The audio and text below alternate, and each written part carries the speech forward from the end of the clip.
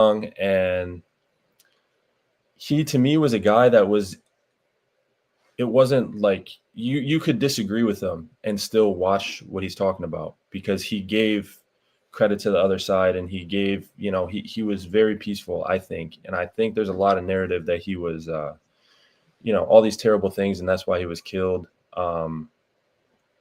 So personally a little bit different from what you said. I know it's definitely political, but I think a big part of where this comes from is his religion. And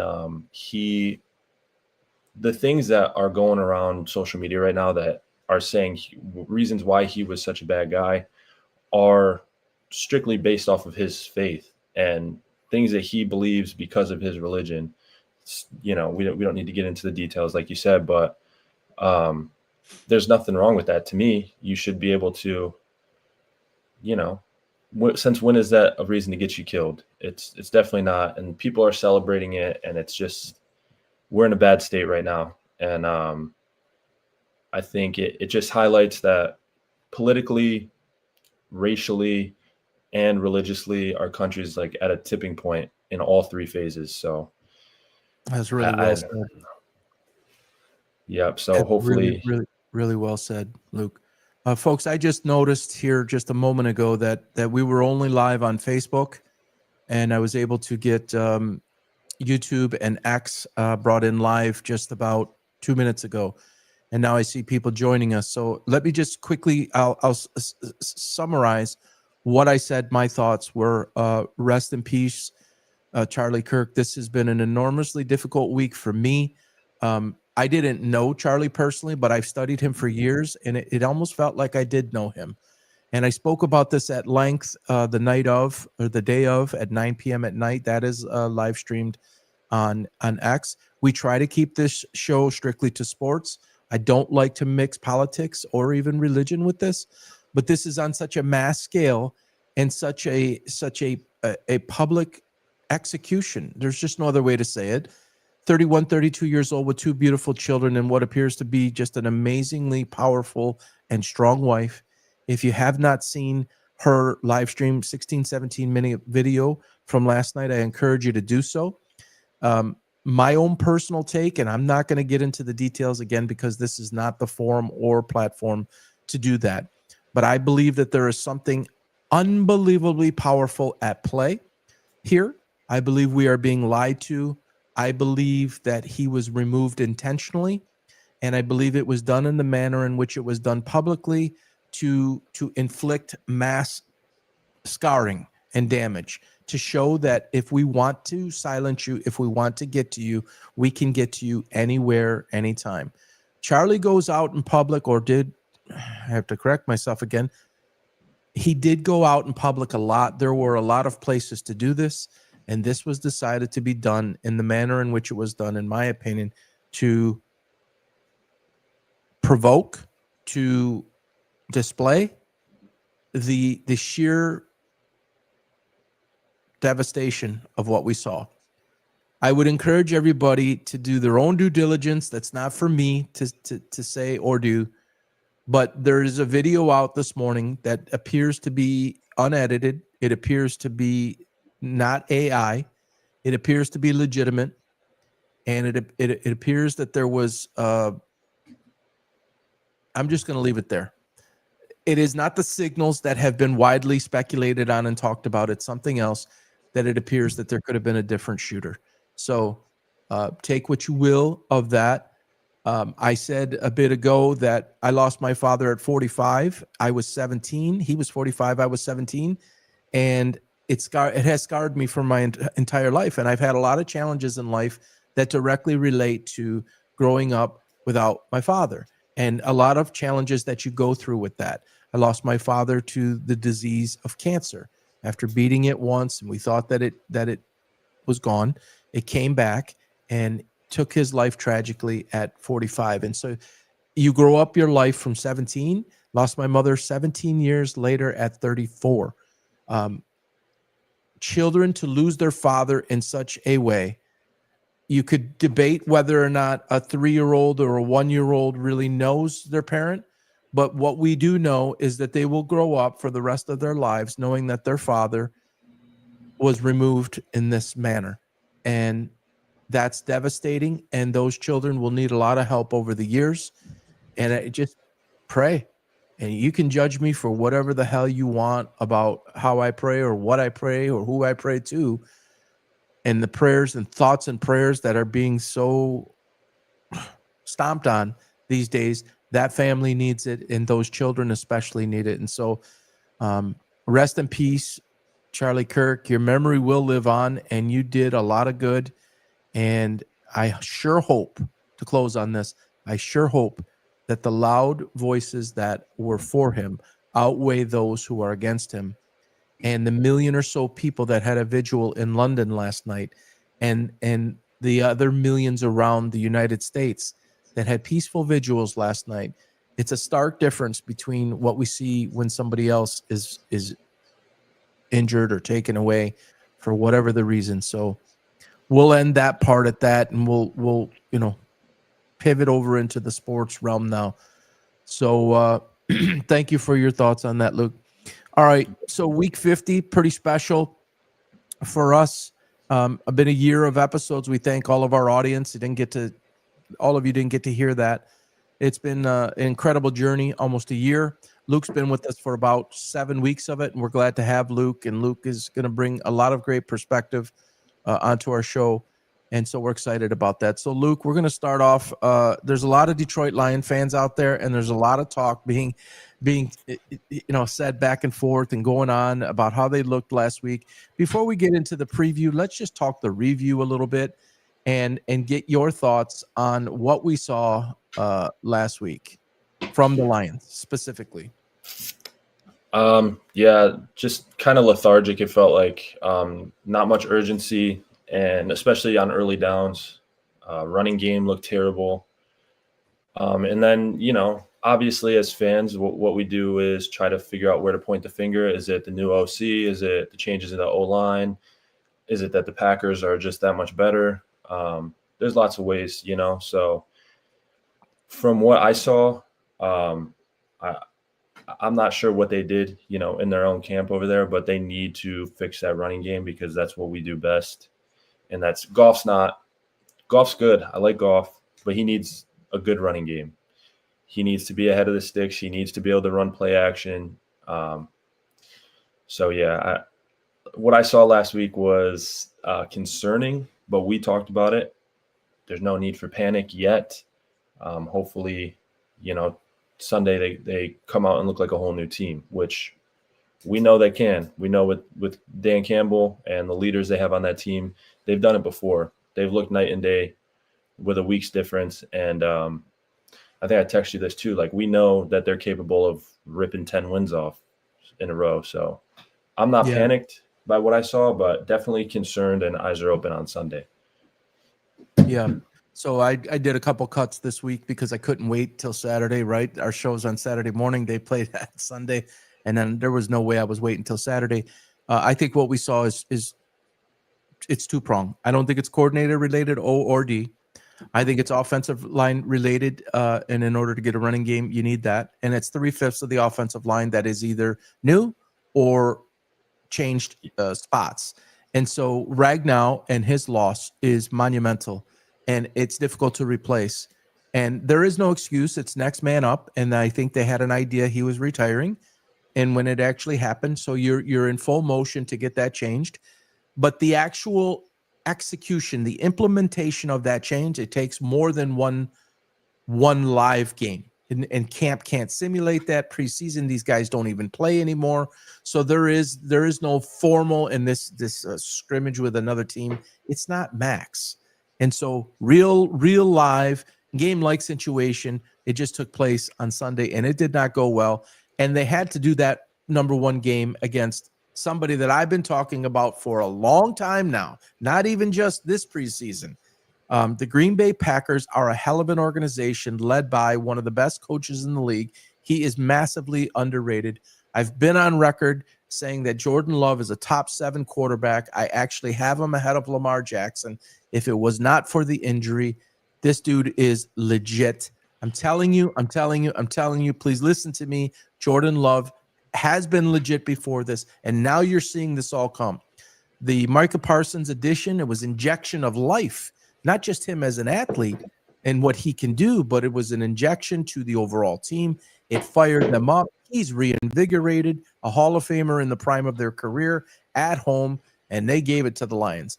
Defensively for the Lions, I think what was also apparent that we all know this about them is there is a lack of pass rush other than Hutchinson, and it's his first game back after missing basically, 3/4 of a season? And it takes a little bit of time to get back to game speed. He didn't play any in the preseason, right? And so you have to have that all come and expect it to happen in one day. It didn't happen. Now you could say, well, look what happened with Green Bay. It all came together in one day. The Lions had changes that would cause you to have to take time. The Packers had changes that would cause you to naturally evolve, not devolve in any way or level out. So I think it's important to recognize that the Lions, it's not a window, it's a change. And changing real time takes a little bit of time.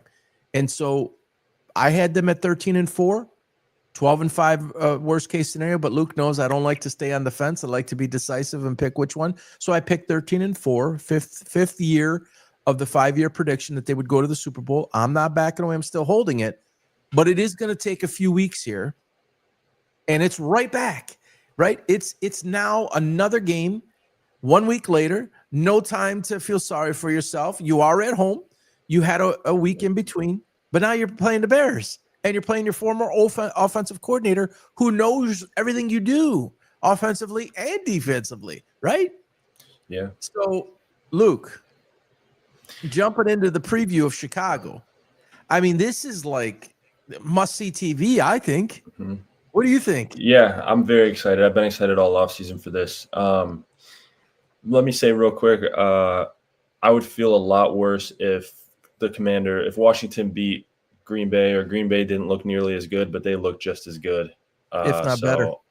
Right. So we're okay. We're good. We know Washington's a good team, and so it's going to be okay. But going on to this week, they were made to look average. Right. By Green Bay. So that, yeah. I think that tells you more about Green Bay than it does about the Lions. I think that's what you're saying, right? Yeah. Absolutely, yeah. So going into this week, though, yeah, like you said, must-see TV. There's a lot of feelings in Detroit about Ben Johnson. I'm not sure. I think he said some things about Detroit, but I don't know his feelings towards us. I don't know why they'd be bad. I don't know what we did to him, but yeah. Sorry, I don't know if I'm getting. Is that dinging on here? No. Okay, perfect. So yeah, there's a lot of feelings in Detroit about this guy, and we want to beat him bad, especially at home. And with the schedule that we have this year, we need to, especially already lost one, we need to sweep the Bears. I think we have to sweep the Bears. Yeah. So they did not look good week 1, in my opinion. They play in Minnesota. Caleb Williams is I just don't believe he's even a middle tier NFL quarterback. He has certain talents that could pop up, but to be sustainable and consistent each and every week, I don't think he's the answer. Now, I believe that Ben Johnson's going to pull everything out of his chest. We'll call it everything known to man out of his playbook to beat this. I believe in his mind. This is my opinion. I believe in his mind. This is a credibility game for him. If he can come and he can beat the Lions, especially coming off of last week when everybody's all over him because of the decision he made about not kicking the ball when he was supposed to, about Caleb Williams looking like the same Caleb Williams, essentially, can make some plays here and there. But when he needs to make a throw, it's like it's nowhere in the orbit of where it needs to go, and his decision-making is suspect at best. So I would expect their best punch, and I would expect Caleb Williams to be very mobile, how he was last year, and they nearly beat us. Yep. And I think, and I think that Ben Johnson knows that. He was obviously there. And I think that this is teacher and pupil, like the graphic said. But I don't think that Detroit, they're never going to admit it because they really can't. But I don't think I don't like to speak for him. Again, it's just my opinion. I don't think Dan Campbell was very happy, nor do I think the Lions were very happy with the way Ben Johnson handled his exit. I think it could have been done better. And when do you ever hear Dan Campbell say, we have to win this game. We must win this game. He said it. And I talked about it in one of the shots that I did this week. He doesn't talk like that. And he damn sure doesn't talk like that after week 1.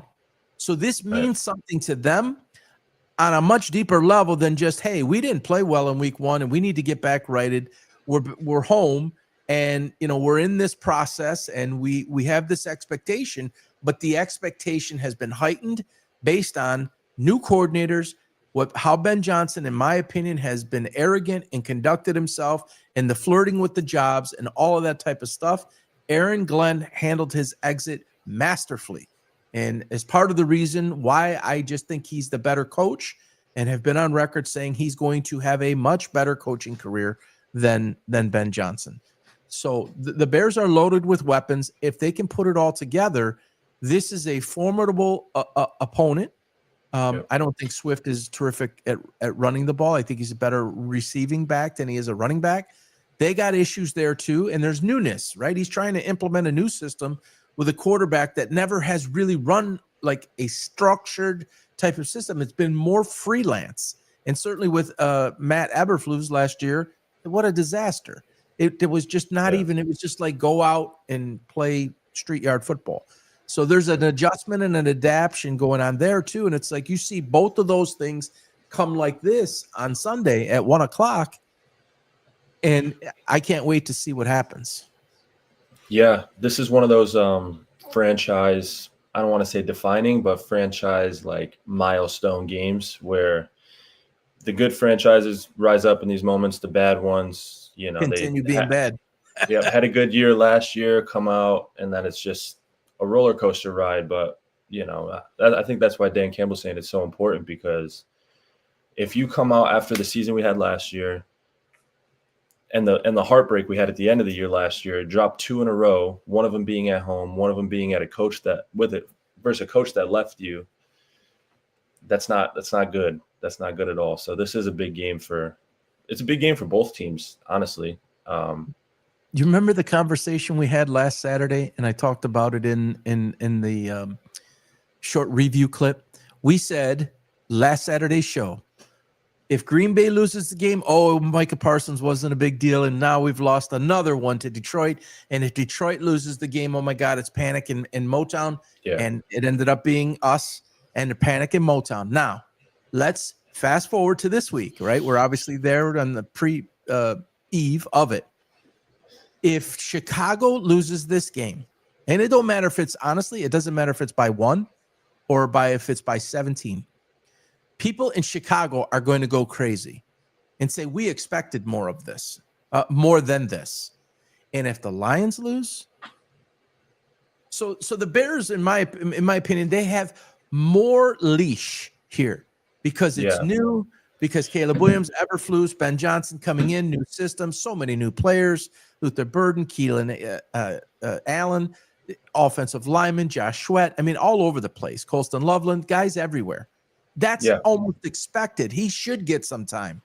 But if the Lions lose, oh my goodness, they were already calling for people to fire Brad Holmes. And it was like a flashback. Did you feel some deja vu? Yeah, for sure. For sure, right away. But I want to say, like you said, more leash. So the Bears, if they lose, they have more if Caleb Williams looks bad, they say, okay, Caleb Williams looks bad. He might be the problem, but Ben Johnson looks good. They have more pieces in place where it's like, okay, we're young. That's why we made these mistakes. For Detroit, there's no excuse. It's win or lose. Golf plays bad. Golf play. It's not. None of it's acceptable. If you lose, there's no excuse anywhere from top to bottom.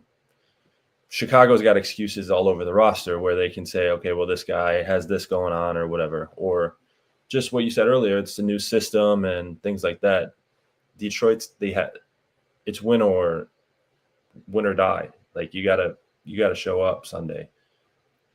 it's the expectation is completely different.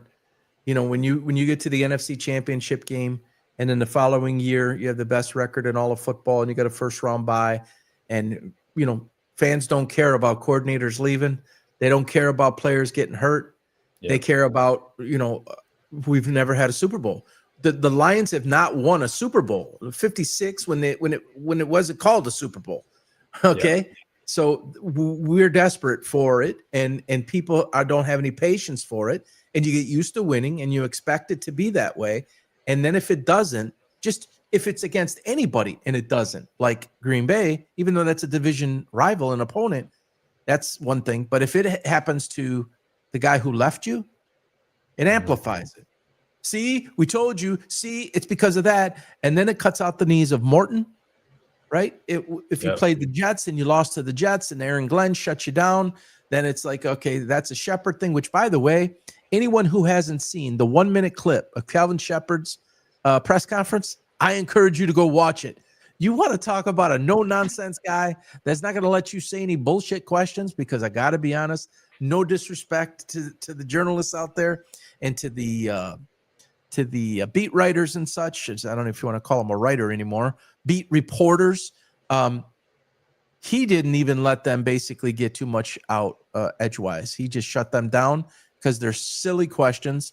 Hey, so what about Kirby Joseph on that drop? Kirby Joseph did exactly what he was supposed to do. Next question. You got to go see this. So it's no nonsense internally too. Let's make no mistake about that. This is how Campbell thinks. And Spielman up higher and Brad Holmes, they don't make excuses. It is what it is. Our offensive line is what it is. Last year, when it's injuries, they don't make excuses. You can't make an excuse. And it's all coming to a head. Usually it doesn't happen in week 2. That's another thing. It's when this is happening, which is probably good that it's happening now. Yeah, I was going to say, yeah. Also, we're blessed now to be having this conversation week 2. I can't remember the last time the Lions, I mean, if it was 0-1, it's like, whatever, man. Like, it doesn't matter. Now it's panic. It's a good thing. The same old Lions. Yeah. Pressure's a privilege. So, but at the same time, Luke, it's like if they lose this game, SOL is back. So it will rear its ugly head all over again. And then that, as you know, can take on a life of its own, especially in a digital age like this with social media, and so many people have a microphone and a forum like this. So there's a lot on the line. Again, if you go 0-2, it doesn't mean your season's over. It means it's much harder, and you have an opportunity, a 60-minute opportunity to shut it down. You can go out there and prevent it from happening based on your performance and based on your execution. And I go back to Bill Belichick's saying all the time, because this is really what it boils down to. Do your job. Don't go out and be a hero. Don't go out and try to make plays for 5 other positions. Don't go out and try to do too much. Do your job. Win your assignment. And if everybody's doing that, then in the collective, you are generally set up for success. For sure. Couldn't agree more.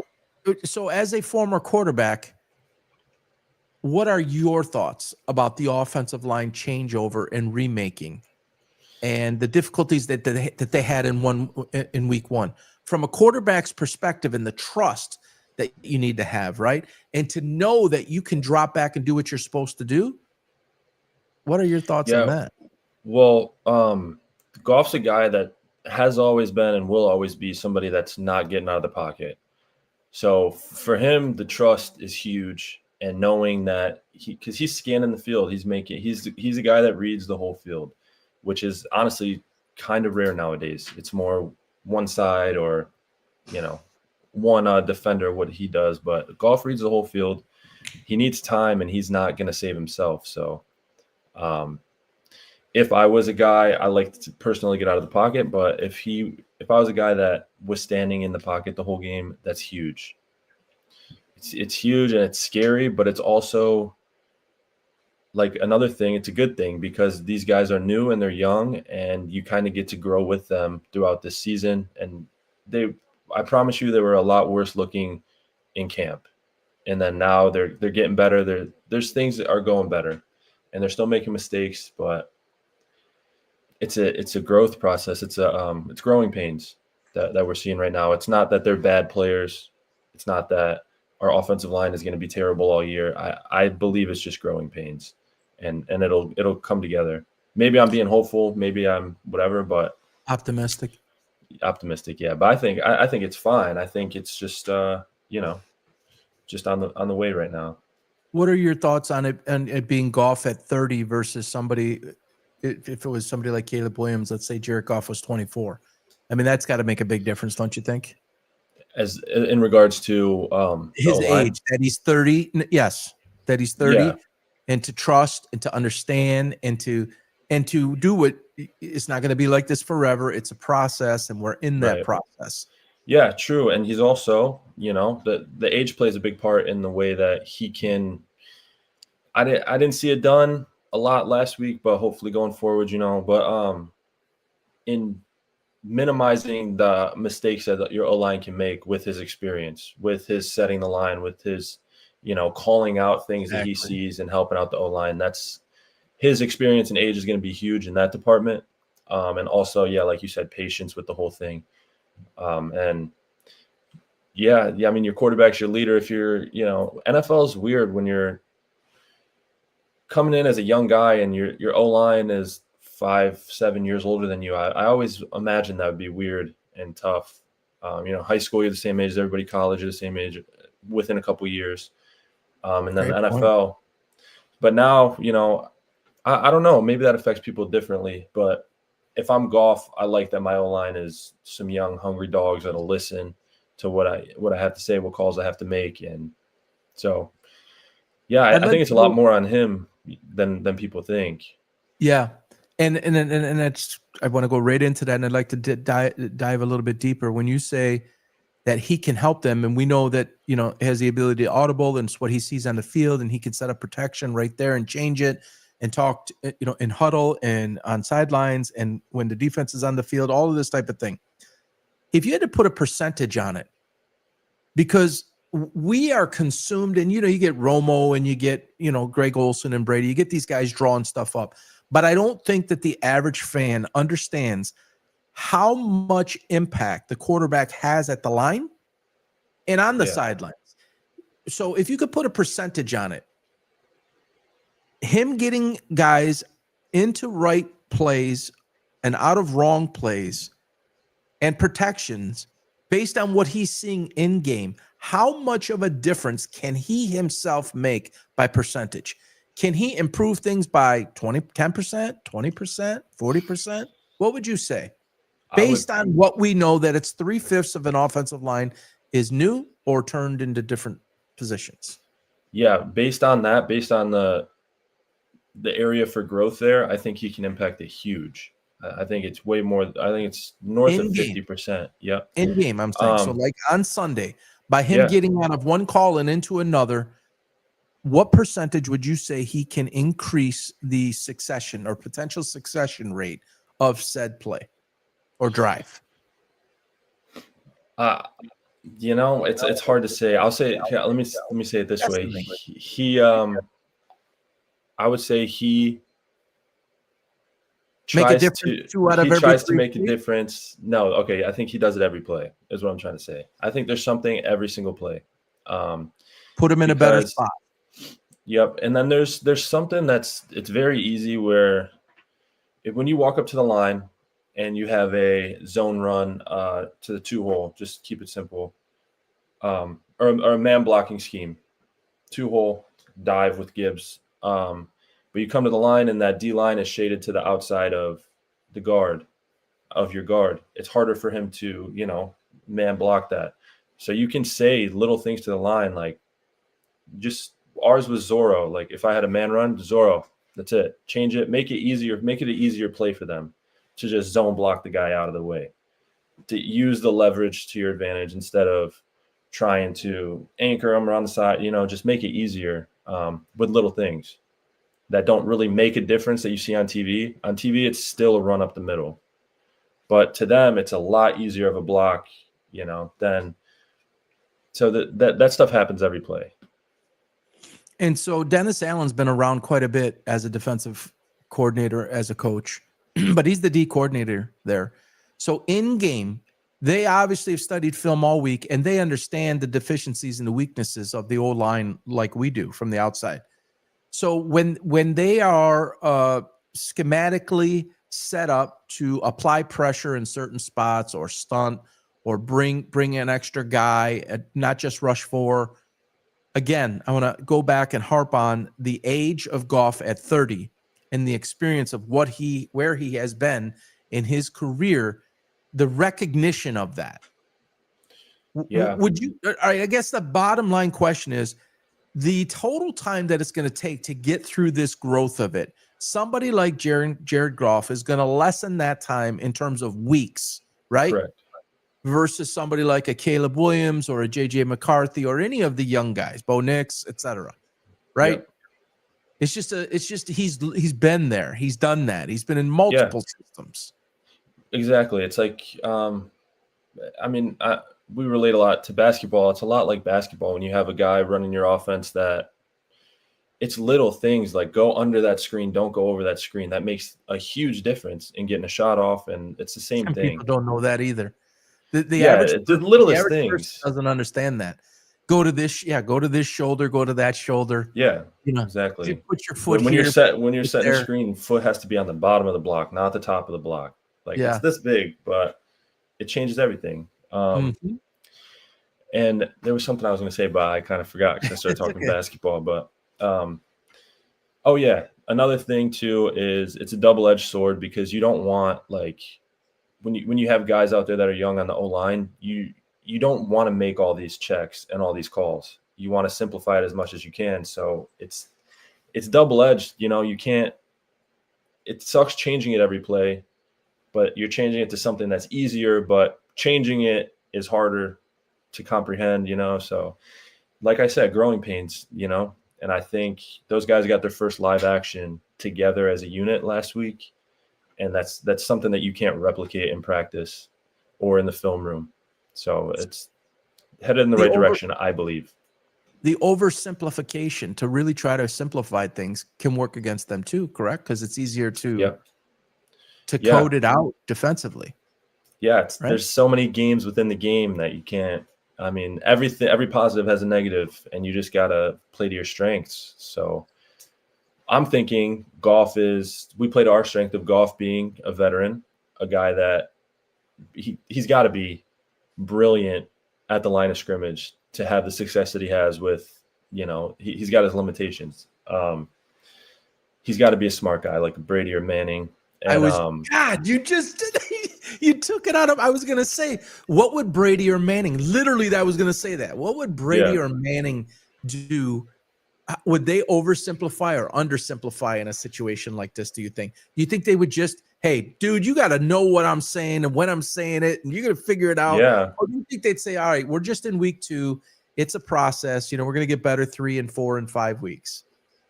I would assume that to the media they would say the latter of what you just said, but in practice, you don't have time to be complacent or take your time or whatever. We'll work on that tomorrow, especially with guys like that. Like when you're there and you're working, that's your guy. He's going to yell at you. He's going to raise his voice. He's going to put you where you need to be.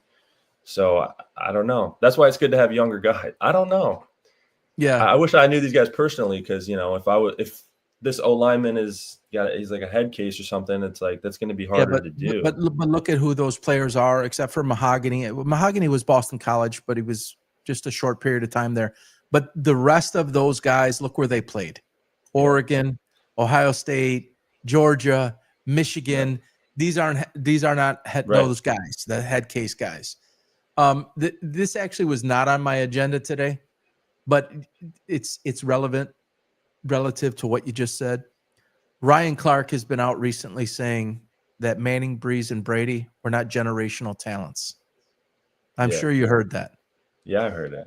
And he took an enormous amount of heat, and from me included. And the dude, he just always has to go out and say things the way he says things, and it's bothersome. But talent is manifested in more than one way. It is manifested athletically, and it's manifested mentally. And I'm not going to go down that road again, but I'm a big proponent of that. I taught that way and coached that way. The mental side is minimum 50-50 to the athletic side. Yeah, for sure. And if that's not a skill, you don't know what you're talking about. That is a skill and a talent to be able 100%. 100%. And nobody understood that, it seems. I never thought I'd be the only one.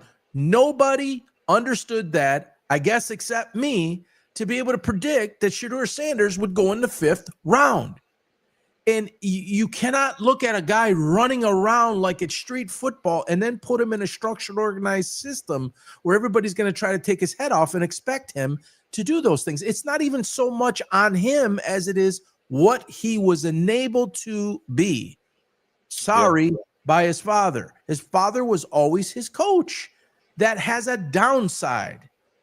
For sure. So Brady and Manning on this offensive line, 100% at 30, at the same age, do better with this offensive line than Jared Goff if they were the quarterback tomorrow. 100%. Yep. That's talent, folks. That's the mental side. That's the preparation side. That's the offensive mastermind, or the reading, the intelligence. That's not Jared Goff's a very intelligent guy. I'm not saying he's not. He's one of the better of this era in that way. Right. That's what I'm getting at. But those guys were so elite, historic. That's just I'm sorry to say it, I got the children. It's an ignorant comment. And that's a guy who said, and I'm going to get fired up now.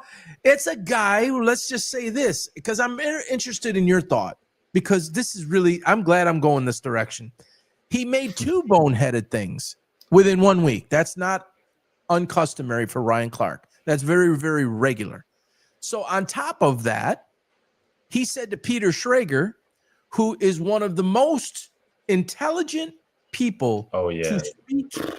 Thank you. To speak on sports and to speak on the NFL. And he said, this is, hey, we all played here and you didn't. So, I coached basketball and I played basketball. Now, let's be honest with the world.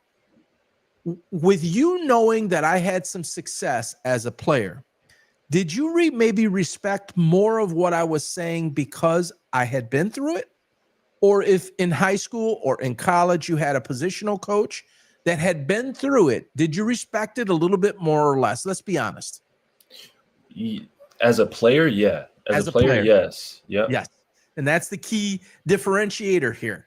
As a player, if it's I don't know, Anzalone or Jack Campbell, to know that Shepard played in the league, there's something there. Dan Campbell, that he played in the league, there's something there. That Dan Campbell, though he wasn't a head coach, he was an interim head coach prior to coming to the Lions. So and he played for the Lions and many other teams, New Orleans, Dallas, etc., Miami.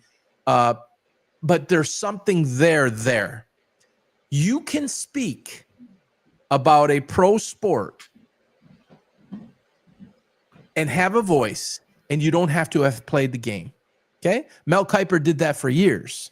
And then I haven't done what Mel Kiper does for decades, but I hit it right on the head on Shedeur Sanders, and he missed the whole nail. And then he missed it again and again and again by compounding his error, by trying to stand up for why he said it instead of saying he was wrong. Like I said, I was wrong about Aiden Hutchinson. I missed it completely.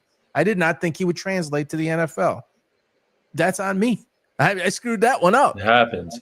You don't know. And the things like that they don't have anything to do with you being a player. I mean, you can have your opinion as a player and say, hey, as a player, what this guy does, I value more than that or whatever. But it doesn't mean you can't say that to people. Like, this guy spends so much time, studying the game and he's stuff. An animal that way too, by the way.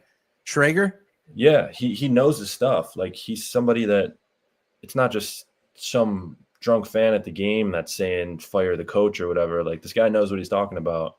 So for you to put yourself on that pedestal kind of shows like insecurity. Yeah. Yeah, What's his name for for sure. basketball? I always screw up his name. Shams. Shams Sharp. How do you say his name? Who? The ESPN reporter. I don't even know. The number one guy now. Shams. He has said that he has trouble dating anymore because he's constantly on. He's the Adam Schefter of the NBA, like Woj was, and it's nonstop. It's 24/7, just like Schefter. You don't think Adam Schefter knows a lot about the game of football, and I don't think Adam Schefter played at any level. And if he did, it was probably Pee Wee. Right. It's just ignorance. It's ignorance at the highest level. But yeah, so I'm interested to watch the game within the game that way and how he expedites it with some of these challenges that I just don't know that they're going to go away very quickly. So, yeah, man, it happens so fast too. Like Tuesday, the sports counselors better be on call. Yeah, or Monday, excuse me, Sunday night, because this could actually, it's not in the I live tweet, and people are going to be live tweeting, and it will be going on from play one. If Chicago goes and drives right down the field, it's going to start right there. If the Lions get the ball first and they go 3 and out, it's going to start right there. So this is really going to be interesting to watch. Kind of crazy. All right, so let's pull this back up. So the teacher versus the pupil here, Luke. Obviously, I'm the former coach. You haven't coached.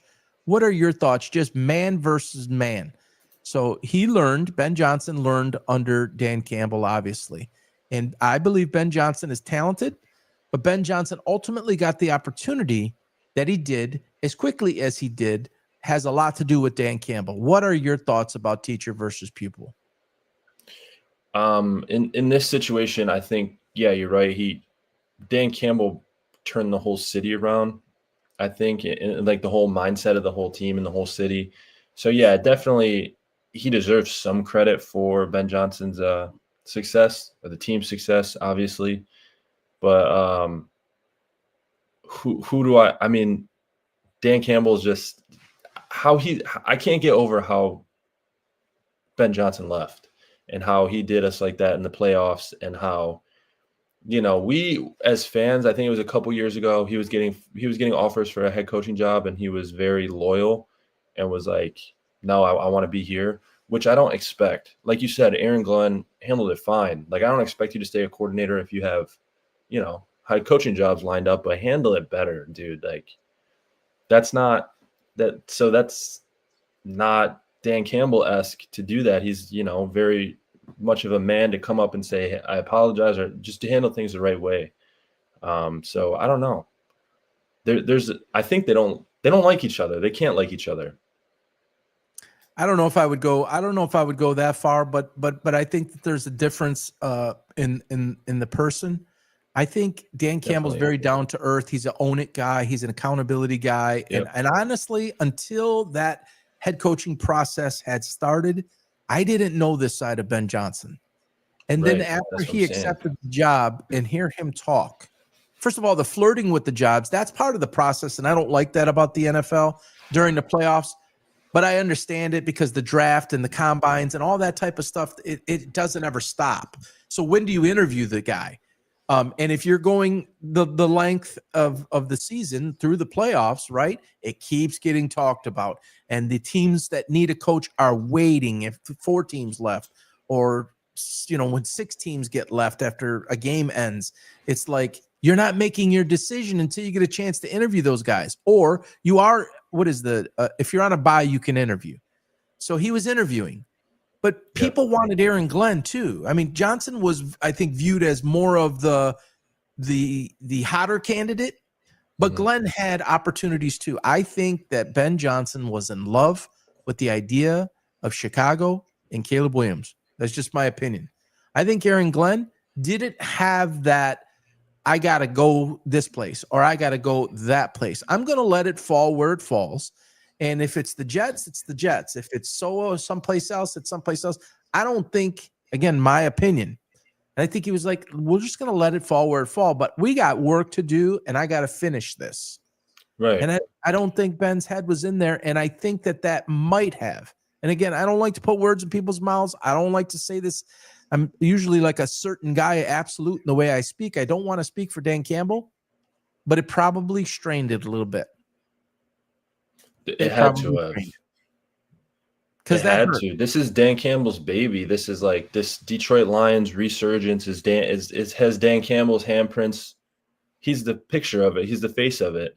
Yeah. And to have, one of your best assets just not locked in or whatever the case was going into the playoffs is like, it's a backstabbing move almost. Like, I understand you have to interview, like you said, but there's something going on here that we need to do. And it's something that the city has never done. There's things bigger than Ben Johnson going to Chicago right now. Talking then, like, hindsight's 2020, but you're not important right now. This is the city. This is everybody. This is a bigger thing than you. Yeah. So it feels very selfish, and I hope the Lions hang 50 on them. I think it's important to share this too. This is fresh and coming to mind. I always say life, sports, and business all intertwined. They work together. I've had 3 circumstances that are very relative to this. 1 in sports, 2 in business. I'll start with the business first. 2 people that I trained, 1 for 3 years, 1 for 1 year. Both broke a non-compete and a non-disclosure agreement and went and competed against my previous company, became competitors. And one was worse than the other in terms of the way it was done, but both were done in the most underhanded ways, not only breaking the agreements, but in the manner in which it was done. And it hurt our business tremendously. So you teach somebody something, you bring them in, you pay their salary, you take them down a road, you give them everything you have. And then again, I worked for other people and I honed my craft, and then I went and did my own thing. But there's a certain way of going about doing that versus being sly about it and then going doing about it. Well, this wasn't done in the public. I get it. But there's scarring there that happens between the person who did it and you as the person that it was done to. It hurts a lot. And then somebody you and I both know, we actually talked about him this morning.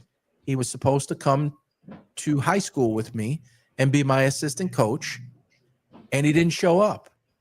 On the first night of practice, he never showed up. He never answered any one of my 30, 40 calls and texts. And his mother got involved to say people have the right to change their mind. Yes, they do. But how is you, the mother, talking to me about that and not the person who was 25 years old at the time? Something like that. And that hurt a lot. So there's loyalty that you develop. There's a bond that you develop. There's a relationship that you develop. There's a trust that you develop. And when that's burnt, it's burnt. I guarantee you that Dan Campbell will respect Aaron Glenn forever. For sure. As will Detroit. Yes. And I think Dan Campbell will help Aaron Glenn in every way he can forever. That's not to say that he won't help Ben Johnson, but it hurts. The teacher versus pupil has a lot of legs to it, and in a lot of ways, if you went and did a podcast show tomorrow and you never talked to me again, that would hurt. Yeah. Now, if it grows into something and you end up having your own show, I'm going to help you do that.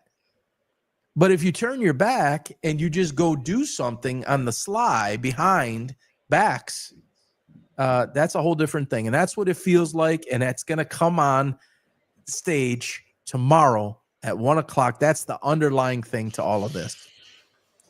Yep. All right, Luke, you want to go to the week 2 slate on the NFL, or you want to jump to college and then go back? Your call. Let's finish with college because it's today. All right. So there's I think 4 major games here, 5 major games, and 4 of them can be seen up there on the screen. College football, to me, it feels so different. It's difficult to follow now. So many guys in so many new places. I don't even know how to gauge the first 2 weeks of what we've seen. So I'm going to let you take this away. Talk about those teams. Talk about what we're seeing. How does this all end up? You made a great point. Bring up the Mateer and Arch Manning thing. I think it's great for you personally to bring up what you brought up to me, and then I posted about it, giving you the credit. I want you to talk about that too. So take it away and tell us about college football.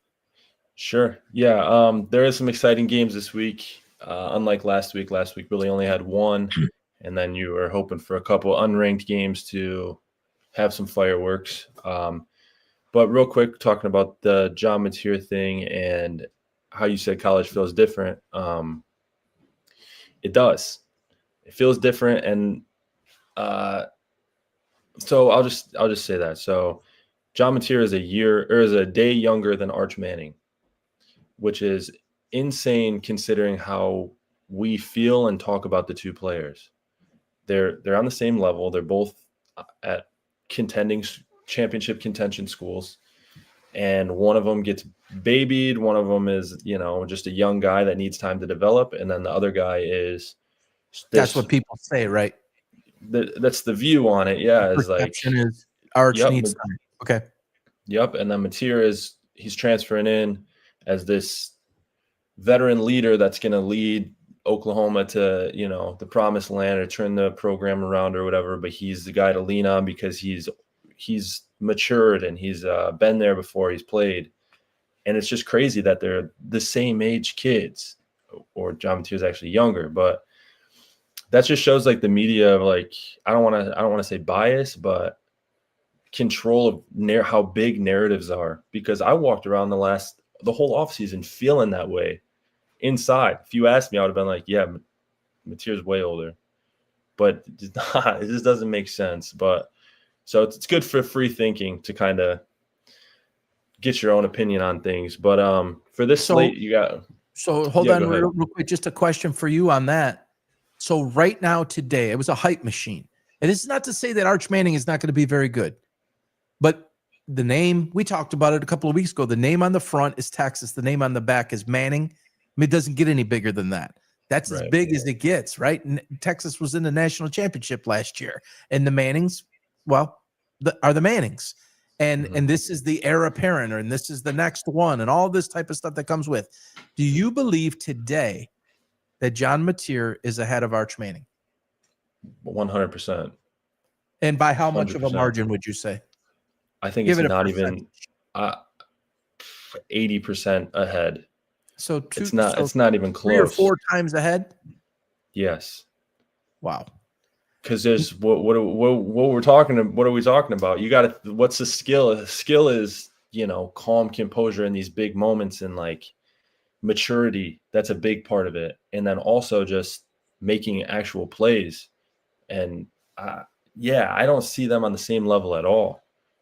I mean, who would you want to go out start a game for you if you needed to win a game? And I just want to point this out, folks. This is a 26-year-old guy, 26, right? You? 26, yeah.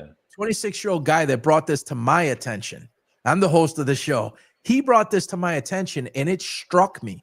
It struck me hard.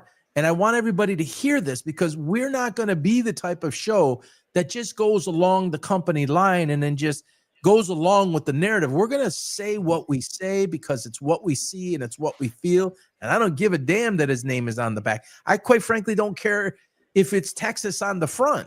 And I don't care that I'm not a big Oklahoma guy. I'm not even a big Brent Venables guy. Or that, Mateer was at Washington State and it should be thought of less than that because of, being a, quote, smaller school. I don't care. You call it what it is on the merits of the player, not the name of the player.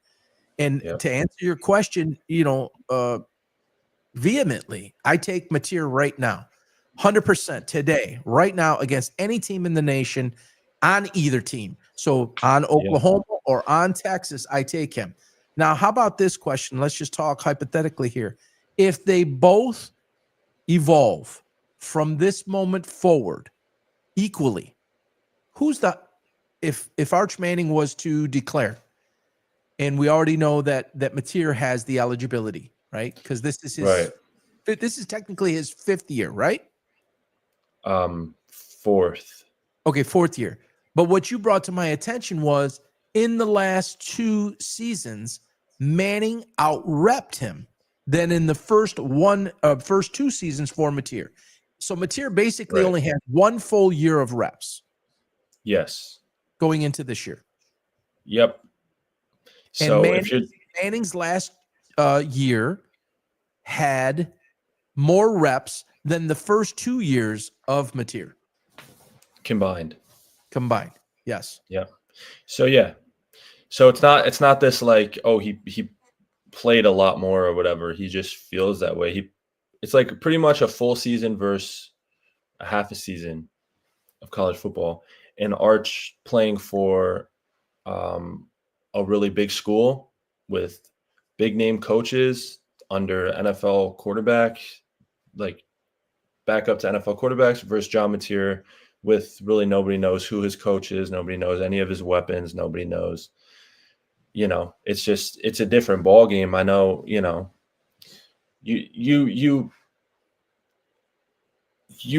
what's the word? Develop a lot faster at a place like Texas than you do at a place like Washington State. Oh, for sure. So that's advantage Arch, so I don't know. And I like the kid. I think he's a good kid. I hope he's talent. good. He has talent. Yep. I think he does have talent. But if you're talking about a draft, if the draft was tomorrow and they both declared Arch is going first, I disagree. First overall. I want to know what you say. Oh, I'm taking Mateer for sure. Because that prediction thing, the updates on my predictions that we're going to get into a little bit, we're going to start getting yours on the board. Okay. So if the draft were, whenever it is, next year, and they evolve equally from this moment forward, and you hold the top 5 pick, and you need a quarterback and nobody else does of that top 5. Yeah. You have to make a pick for your franchise. Again, hypothetically, let me repeat this because this will be a cut. Hypothetically, they both evolve from this moment forward. They both declare for the NFL draft. You have a top 5 pick. You are the only one taking a quarterback. You take between the two. Yeah. John Mateer. Mateer. Yeah. But I wouldn't take him first over everybody in college right now, quarterback wise. But with Arch, there's a couple guys I would take. I think I would rather have like a Drew Aller personally, but we haven't seen him, so I'm not even gonna, we haven't seen him play anybody yet. Between those two, it's equally evolve. It's Mateer.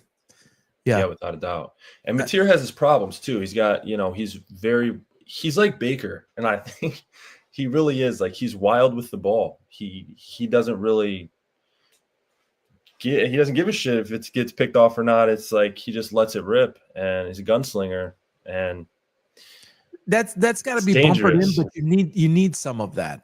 If you don't have it's like a shooter. We always talked about that. And one of the reasons why I was such a good shooter is if you have any fear to take the shot, get off the field or get off the court. I mean, you're going to miss more shots than you make, and it's like you have to be willing to take that. Now, it's got to be you just can't chuck stuff up, irresponsibly. Nor can he throw the ball irresponsibly.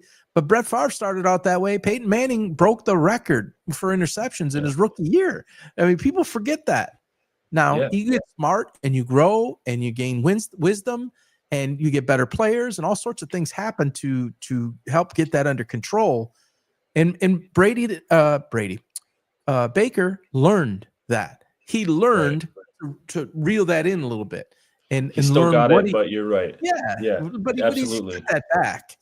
I agree completely. Less risky and particularly at big times. Yep. But he still got that just enough to make him a little bit dangerous. And I think that's so important. I think any great quarterback needs, you need to have it. And if you don't, that's a problem. That's a problem. Eli Manning took a lot of heat for a lot of years about that too. But then he was able to. Mario Manningham, I'll never forget that the catch he brought in over the shoulder. Mario Manningham, that's a name, a blast from the past. But that catch he made over the shoulder and just getting 2 feet in for the Giants, that was huge in that year for them. Without that, you got to be willing to make that throw. Eli was the quarterback for like 4 of the best top 10 catches of all time. Yeah, that's not a good stat. Yeah, Tyree Beckham, Manningham, and that was the fourth. That I don't know. I'm sure you can find some. Yeah, but of the top 10, I don't know what the top 10 is, but that's not a good stat to have as a quarterback. I mean, laying people out. All right. So to those matchups, just the actual week itself and kind of how it lays out. with those games. Let me pull that back up for people to see.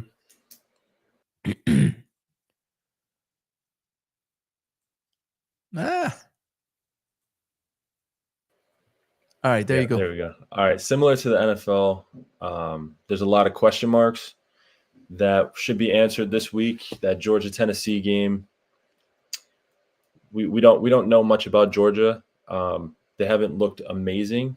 Tennessee's actually looked better, but Georgia hasn't played anybody. You never know with these teams if they're running their vanilla.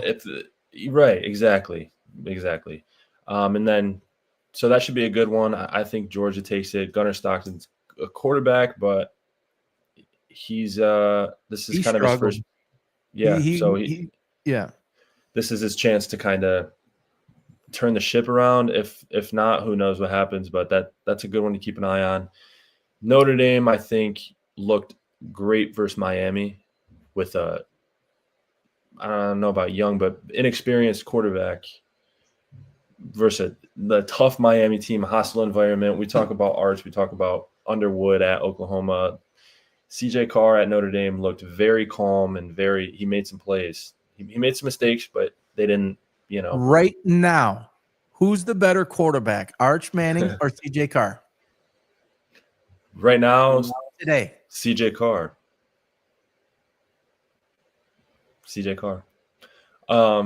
So yeah, I think Notre Dame takes that. I don't know if I should be making picks right now, but that one shouldn't be.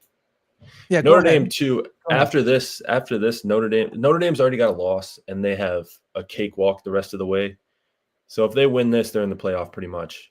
Like, they're not going to lose again unless they lose to some, which is possible, but it's a big game for them. If they were to lose this game, you have panic in South Bend, just like there'll be panic in Motown or panic in Chi-Town on Sunday night. There will be panic, but what a tough opening schedule for the Irish. Jeez. But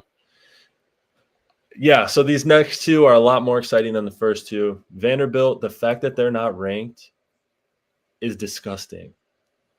How are they not at least in the top? They're a top 20 team. That's insane to me. That I don't know. I hate it. I saw them a lot last year, man. They played so many teams tough. They play everyone underdogs by like 30, and they're in the game in the fourth quarter. They just went into one of the toughest places to play last week. Virginia Tech's a tough place to go win at, and they killed them. Mm-hmm. South Carolina they're a rising program too. I really like their coach, Beamer. What's your thoughts about Lenoris? He's young, and we keep doing this because he developed, but I think he keeps making the mistake that you don't want him to make. I think he plays good games, and then he makes a mistake in the fourth quarter. Every game I've watched, he's fumbled or thrown a big interception or something, and it's hard for me to get on his side. But like, he's a good kid. I watched some of his interviews and stuff. He's a really good kid, really humble, and doing the right things over there. But as a player, as a prospect, as he projects. Where do you see him falling? Do you think he should be in consideration for the top 4 or 5 guys, or as of today, and how you would see him project 4 or 5 quarterbacks? Yeah. Do you think do you think he'll likely be in that conversation or outside of that? I think he's on the outside looking in. He's right on the outside, I'd say. I agree. He's got to perform better in the big moments and the big key situations in the game, I think, to be considered that. Well, the granddaddy of them all on that list, we know what Mr. Luke's in Michigan right now, but he resides in Florida. So he's missing this one. I was a little bit surprised the timing of all of this and how he ended up in Michigan. You live how far from University of South Florida? I live like at South Florida, maybe a quarter mile. I'm off the campus. I didn't even know there. That. Wow. It's right there. And they're there. It's there, right? They're playing there today. No, I don't know. I don't think so. I think they're at Miami. That's bad that neither of us know this. I know. I'll find out though. But your take on the game and how you think they might be able to handle Carson Beck? Um, what do they say? The spirit of friendship. Yeah. They're gonna win by playing together. They're outmatched at every position, I think, and it's just great that they put this together. Their quarterback is a stud. Byron Brown, he's a stud for USF. So he's just a game changer. He'll change the game. I think what USF's been doing is kind of hanging in, and then that kid takes over the game, and you don't know what it just hits you out of nowhere. But Miami is really, really good. Miami's I don't know how USF goes and wins this game, but I really want them to. As a fan of football and, root for the underdog and stuff, as I will be in the game before that, rooting for Vanderbilt. But, yeah, man, Miami's good. Miami could win it all this year. And so you think Miami wins this game and they are at home? Miami's at home, right? Yeah. Yeah, I mean, it's pretty close. How far are you from Miami? It's like probably 4 hours, 3 hours. Okay. But yeah, I mean, it's a travel down the road for South Florida fans. So, but it's in, yeah, it's Miami's not building cross country, but yeah, it's actually kind of a hike from Miami too. Their field's like an hour from the stadium, or their field's like an hour from the campus, which is really dumb to me for a college to do. Yeah. But yeah, so I don't see USF winning this game. Hopefully they do, but they're just outmatched. Florida is down. Florida's not as good as people were thinking they are. That's obvious. They basically, USF called out 2 frauds already this year. They got lined up with the Alabama team that's in disarray, with a coach that is on the hot seat. Then Florida with a coach that might be the only person that's on a hotter seat. and might actually get fired in season. Yeah. Which doesn't happen in college very often. No. So that they're a good team, but Miami's not a fraud, so they're going to have to – this will be a true, wow, this is huge. If they win this, then there's something – they're putting something in the water in Tampa. Yeah. On the Carson Beck front, in terms of quarterbacks and how they project and now versus end of year and draft prospect, how do you rank him? I think he'll be in the top 5 guys. I think he's. How far you think somebody like him and Al? I think you have Aller number 1 of the quarterbacks right now. Is that right? I do, and that's something that I've been standing by pretty hard. I said that a while, last year. You did. So. And so how far do you think he is from him? Not too far. I was wrong about Beck. I'll say that. I was wrong. I thought, I was in the camp that it was his problem at Georgia, and they have such a good roster that how could he? Well, it is only one game, right? True, but it's one game. You see Stockton struggling over at Georgia too, and when you look at you're looking at it from that view, yeah, right, and it's not. It wasn't really his fault, and he just looks so comfortable and poised, and he's a prototypical NFL guy, how he's standing in the pocket. And I was just gonna say he's the prototypical guy. That's twice now.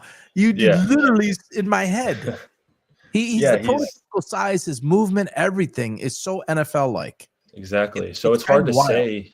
It does. He does look like he looks great. He looks like a pro. And there's a lot of guys though, Drew Henson being one of them, that looked like a great pro, and it doesn't always equate. But there's something about him that I think is there, and we'll come back to this tape like we do many. I'm not going to make any massive predictions like I do with him now, but I think you're going to see him continue to evolve, and I think you're going to see Miami be very much on the map the entire year. And I touched on this last year.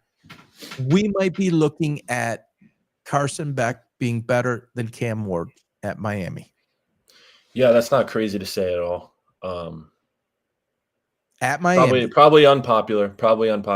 For sure, it's unpopular. Yeah, but a lot of the things I say are unpopular, and that's the only way to get people to watch is if I said everything and I don't do it intentionally. I legitimately believe things differently than most of mainstream sports. I have a totally different perspective most of the time.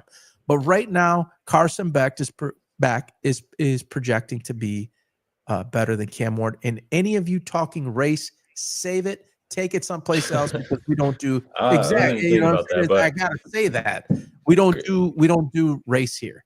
Cam I just Ward, as a player, and I like Cam Ward a lot. yeah. He's the number one player that I watched most in college football last year. Nobody more than him. Not even Jackson Dart, and everybody knows how I feel about him. But Carson is, I think you're going to see more and more from him. Yeah, I'm happy to come out here and say that I was wrong about him early, so I don't have to jump ship late. But he's good. He's going to be good. He's more of a game manager type feeling than Cam Ward was, which that's not a knock for me. People say that all the time, like, oh, he's a game manager. That's a good thing in my eyes. That's not a knock at all. Right. If you can manage the game, what are you doing? That's a compliment. So you think Miami wins? Florida think comes down. South Florida comes down to earth a little bit today. Yeah, all good things come to an end. I don't see it. I just don't see it. I'll be rooting for USF. I'll be rooting for him, but Miami's good, man. Miami's very good. For sure. All right. So let's do a quick update here on, I'll put this back up on the screen. The PB's predictions here that I'm now calling PB's historic predictions. Man, I don't have a good thing here. Let me see. All right. So it's a little bit tough to see right there. Let me get you back in here, Luke. Come on now.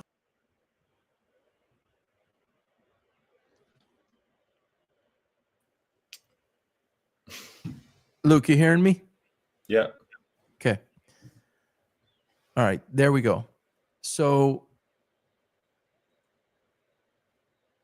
all right. I had January 19th of this year, and I'm going to update this a little bit. January 19th of this year, I boldly went out and put myself way out there and said that Shedeur Sanders was a 5th-round draft pick and that the Cleveland Browns should stay away from him. I'm not going to get into it. I have videos all over the feed. Follow us on X at PB Sports Talks. You can see that all there.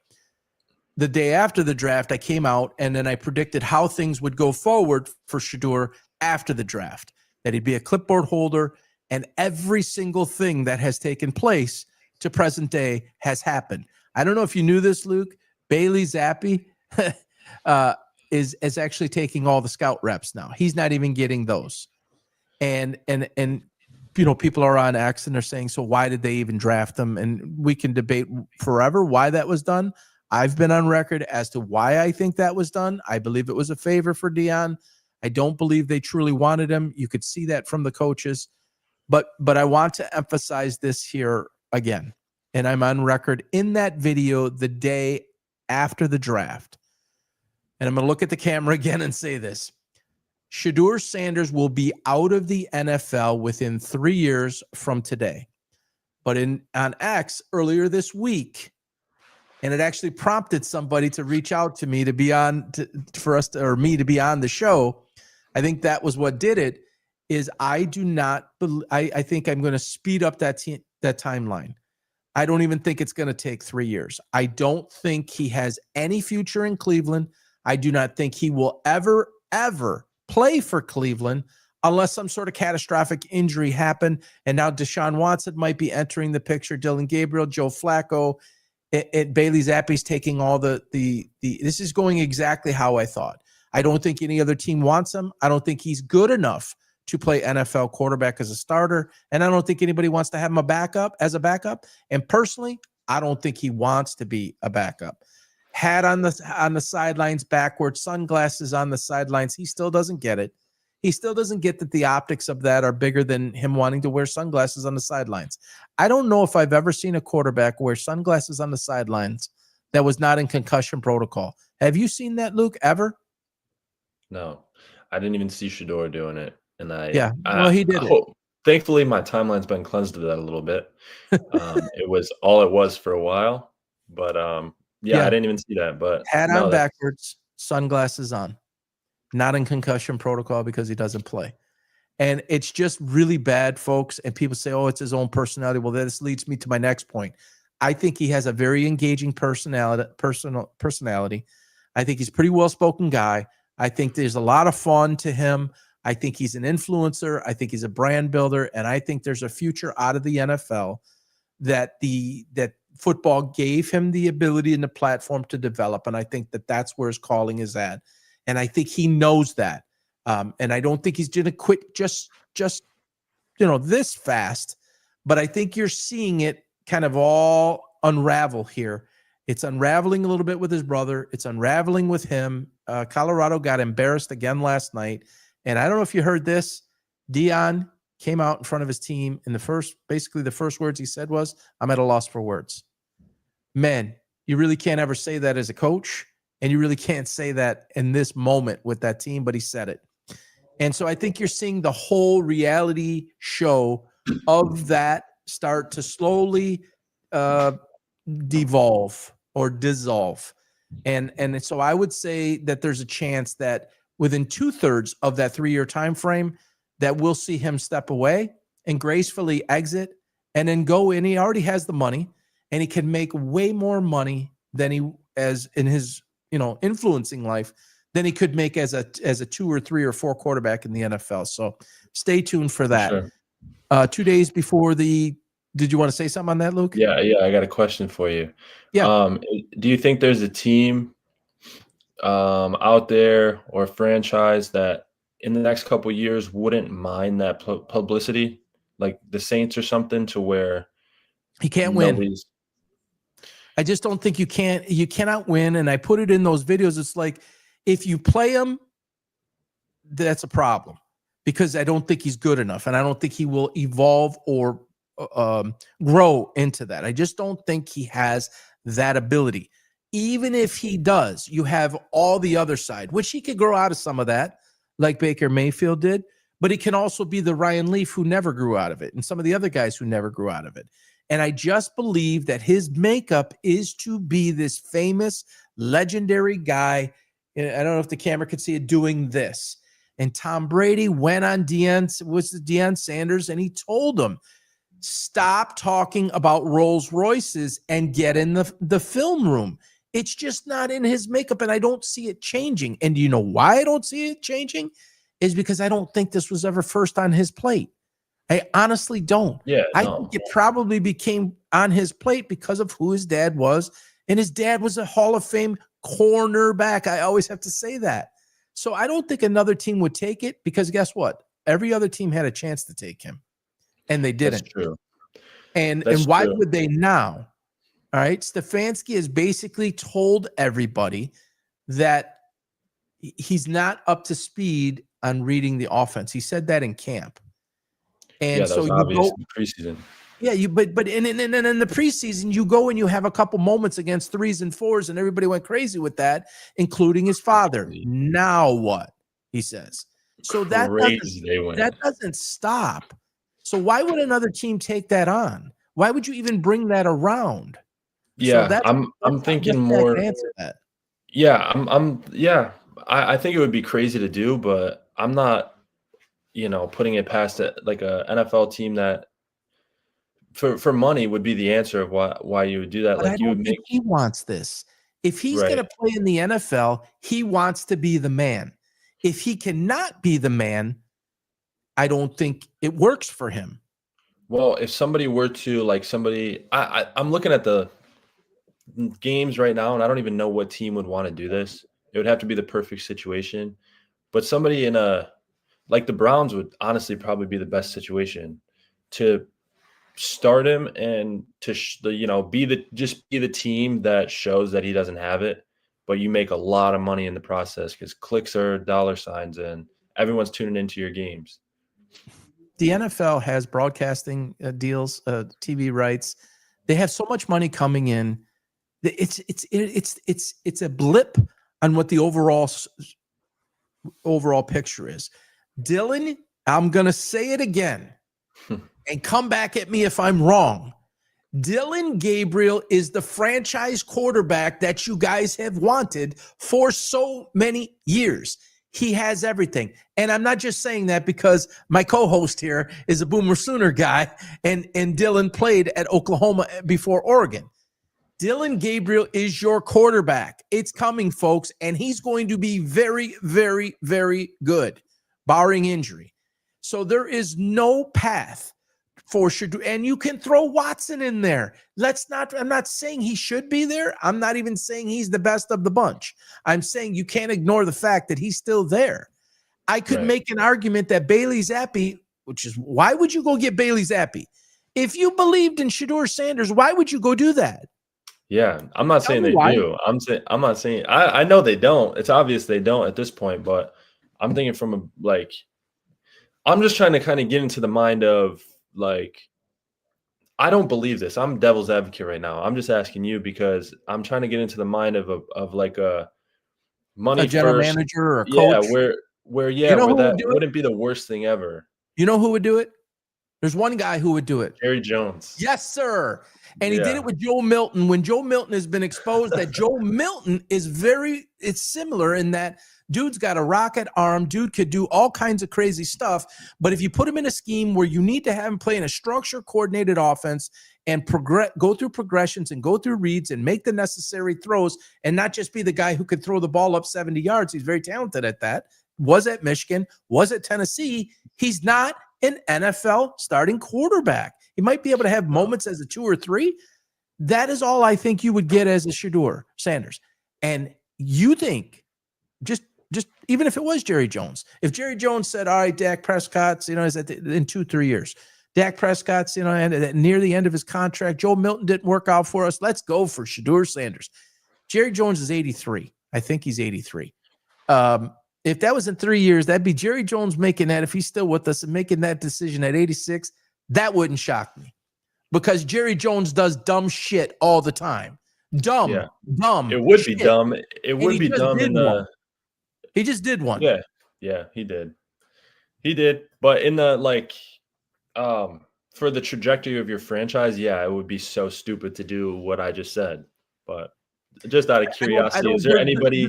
No. So if you're in the business of football right now and you're a GM and you're trying to make the most money you can, there's not something in the back of your head thinking, what if we brought Shedeur in? Because do you see how much media the Browns got?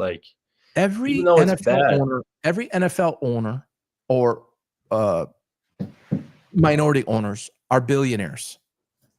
Right. It doesn't move the scales. You can only fit so many. Most of those stadiums are sold out. You can have jersey sales, yes.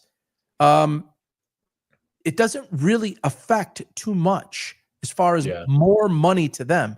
The TV rights are the TV rights. The stadium full, the stadium's full. The concessions bought are the concessions bought. The parking in the parking lot is the parking lot. You could bring attention to your franchise and increase the overall value of it if you're good. If you're really good, if you got a popular guy on your team, but your team is awful, it can have the counter effect. So I don't think that there's anything in it for an owner. And most of these teams, there's not a horrible team anymore, except for maybe who he's on. And they showed growth. They showed some growth last week. So if you want to look at any of these other teams on the screen here, like who? The Saints? Yeah, Saints. That's why I was saying that there's not really anybody right now. Giants. It's not the Ravens. It's not the Jets. It's not the Bills, Patriots. The Dolphins. Stephen Ross. I don't see Stephen Ross doing that because he's much too conservative for that.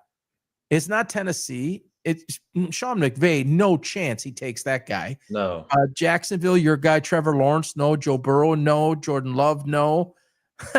San Francisco, Purdy, no. Darnold at Seattle, no. Rodgers, no. He's a year or two, he's gone. But the Steelers passed on Shedeur 3 times. Oh, I wanted to say something that I meant to say last week or 2 weeks ago about the Steelers. Yeah.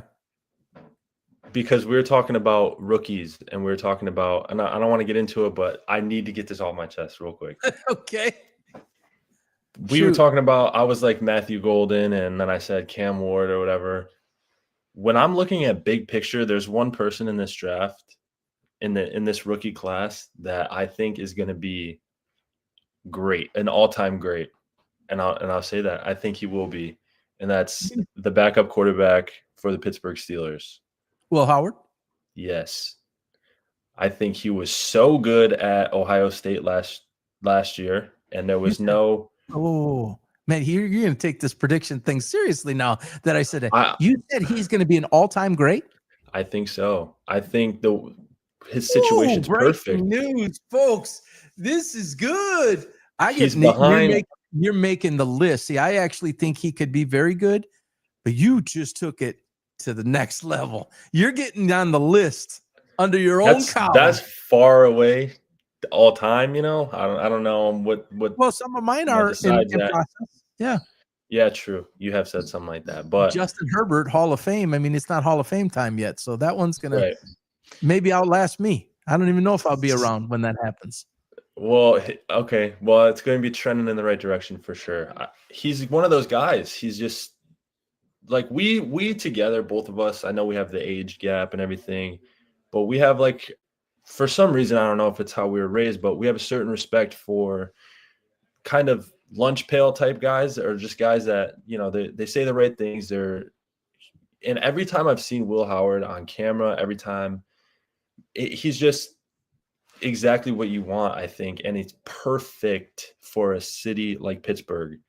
He's perfect, and he's huge, and he gets to learn behind Aaron Rodgers, and he's got wheels. He's fast. He's built just like Josh Allen, and he can run. And I don't see why. Nowhere I look does it show me that he's not should have been in the top part of the draft. Why was he not? I don't get it. Some people drop. I mean, Tom Brady was a 6th round pick. Yeah, Will Howard won the national championship though. And well, there's a lot of guys. Gino Torretta. I mean, Danny Warfel. I could go down a list that is endless of Heisman, Andre Ware, Heisman Trophy winners that never made a dent in the NFL. Didn't get drafted or got drafted in 6th or 7th round. So there's a lot of guys like that. I don't think Will Howard fits into that class. Now, Quinn Ewers, 7th round. And I mean, should he have been sooner? I don't know. But I agree that Will Howard could very much be the future. And people are like, how could they not take Shedeur Sanders? You take Will Howard again. This has nothing to do with white or black. It just so happens to be that way. I would tell you if it was a black quarterback. 100 times out of 100 times, it's Will Howard. Yeah. And you did it at the highest level of college football, by the way. Yep. And he was killing it at K State too. Yes, he was good before Ohio State. It's not like he was. I saw him a lot at Kansas State. I was actually familiar with him quite a bit before he got to Ohio State. Yeah, they weren't a bad team. That's a great point. You've made the list. So 2 days before the 24 draft, I said Jayden Daniels would be far and away the number 1 quarterback in that draft. I think that's bared through. I said that Caleb Williams should not have been the first pick overall. That's all. Maybe I should say it that way. Will Howard will be the best quarterback in this draft, because I believe that all time going, into the future, all time great, or because there's no really measurable for that. Is he an all time great or we won't be able to dispute it? Yeah, there is. All time great would be a Hall of Fame quarterback. You're in the all timers. So I'm standing by it. I'm just saying for so he's going to be better out of this draft than my guy Jackson Dart. That's what you're telling me? I think so. Okay, I do. Well, we'll have to battle on that one. So Jayden was 1. I like them both. Over Caleb, and then I said JJ McCarthy was a 1A, and then obviously he blew his knee out, so we never got a chance to see it. Well, folks, what did we see last week? We saw a guy who struggled there in the first 3 quarters, and then you saw what I think is there and what I think you're going to start to see. It's not going to happen every single game like that, but I think what you're seeing, what you saw there is what you're going to see a whole lot of. And Al Bernstein, who's actually one of my most Al Bernstein in the picture behind me, Thomas Hearns and Marvin Hagler, he called that fight with Al Michaels legendary call, legendary boxing broadcaster. He responded to one of my comments the other day about JJ, and he says, "You might be right, because he's a Chicago guy, Caleb Williams guy. You might be right, but it's only one game." Respectfully, I love you, Al, but I don't think it's only one game. I think this is JJ McCarthy of who we're going to see barring injury. It's a perfect coach for him. It's the perfect system for him, which I said in that 5-minute and 15-second clip. It's on X at PB Sports Talks. I said, if JJ McCarthy, goes to the Vikings, that was the absolute perfect place. And sure enough, it happened. And then talking about Rodgers, this is why they stayed away from Rodgers. This is why they wouldn't bite. They knew what they had in JJ McCarthy. He's so far ahead of his time. He's so far ahead of his years. His skill set. He has everything. And as you saw, he's a sports warrior. Yep. He is a fighter. He will go into any foxhole against anyone. He's mentally tough. Again, the mental side and the physical side. He has all the mental and he has all the physical tools and all the intangibles that go all around it. Then you drop him in with Minnesota with that coach and that system, and it's like, wow. It's like, holy cow, wow. It's even difficult for me to see all of my predictions there. I can't even see all the ones on the left. I'll have to bring it up a different time. But to the right side there, Jackson Dart, best quarterback of the class, March 12th. I came out and said that. I said he will be the rookie of the year. Now, how could I say he's the rookie of the year when he's not even starting the season? And this is crazy. And I actually, John Frischella, I wanted to ask him and some of the other guys that I communicate with in the football world that have been around it more than me, why in the hell did Brian Daboll go to ownership to ask them about starting Jackson Dart? It's really interesting to me why he did that and why he needed their input. You got a little background noise from you there, Luke. It's coming through. Oh, is it? Yeah. Hold on, let me. Voices, I'm saying. They must have felt that he must have felt, hey, I should ask, is it too soon? Should we not do this to Russell? Whatnot? But make no mistake about it, and I think you're going to see it happen again this week against the Cowboys, which could be a winnable game, but the Cowboys are going to be loaded for bear, and maybe he's waiting till week 3. He could be waiting to go week 3 because they're on the road again against the Cowboys, but week 3 they're home, and maybe he's waiting to do that and have him start at home instead of be on the road at Dallas. But Jackson Dart is far and away, in my opinion, the best quarterback of this draft.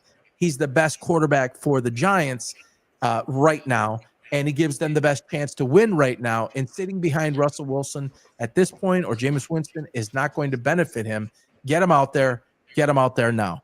Travion Henderson, I said, would be equal or better than Ashton Giante. I saw nothing last week that would lead me to believe otherwise. Neither one of them, both were a little bit underwhelming, but I think that's kind of par for the course. But as we see them go forward, Travion Henderson is going to be out of this world great. So remember that. Michael Penix, I'm on record. I don't know the date, quite some time ago, that he would be a superstar. You saw that come to fruition yesterday or last week. Dude is a stud, absolute stud, can make every throw. Another guy mental. And by the way, a lot of people don't know this about Michael Penix. He says he's like a hermit, meaning he doesn't even like to go outside. So as far as this guy being focused on football and focused on film and being a winner, he has that about him too. I've never really heard a quarterback say that. A lot of quarterbacks like to go out. A lot of quarterbacks like to get active. He's not one of them. Who else we have on there? Very difficult to see. Raiders will be the most improved team. Tata will be, they're McDaniels. Tata will be the best wide receiver in this draft. And this one might be a big one that I hit too.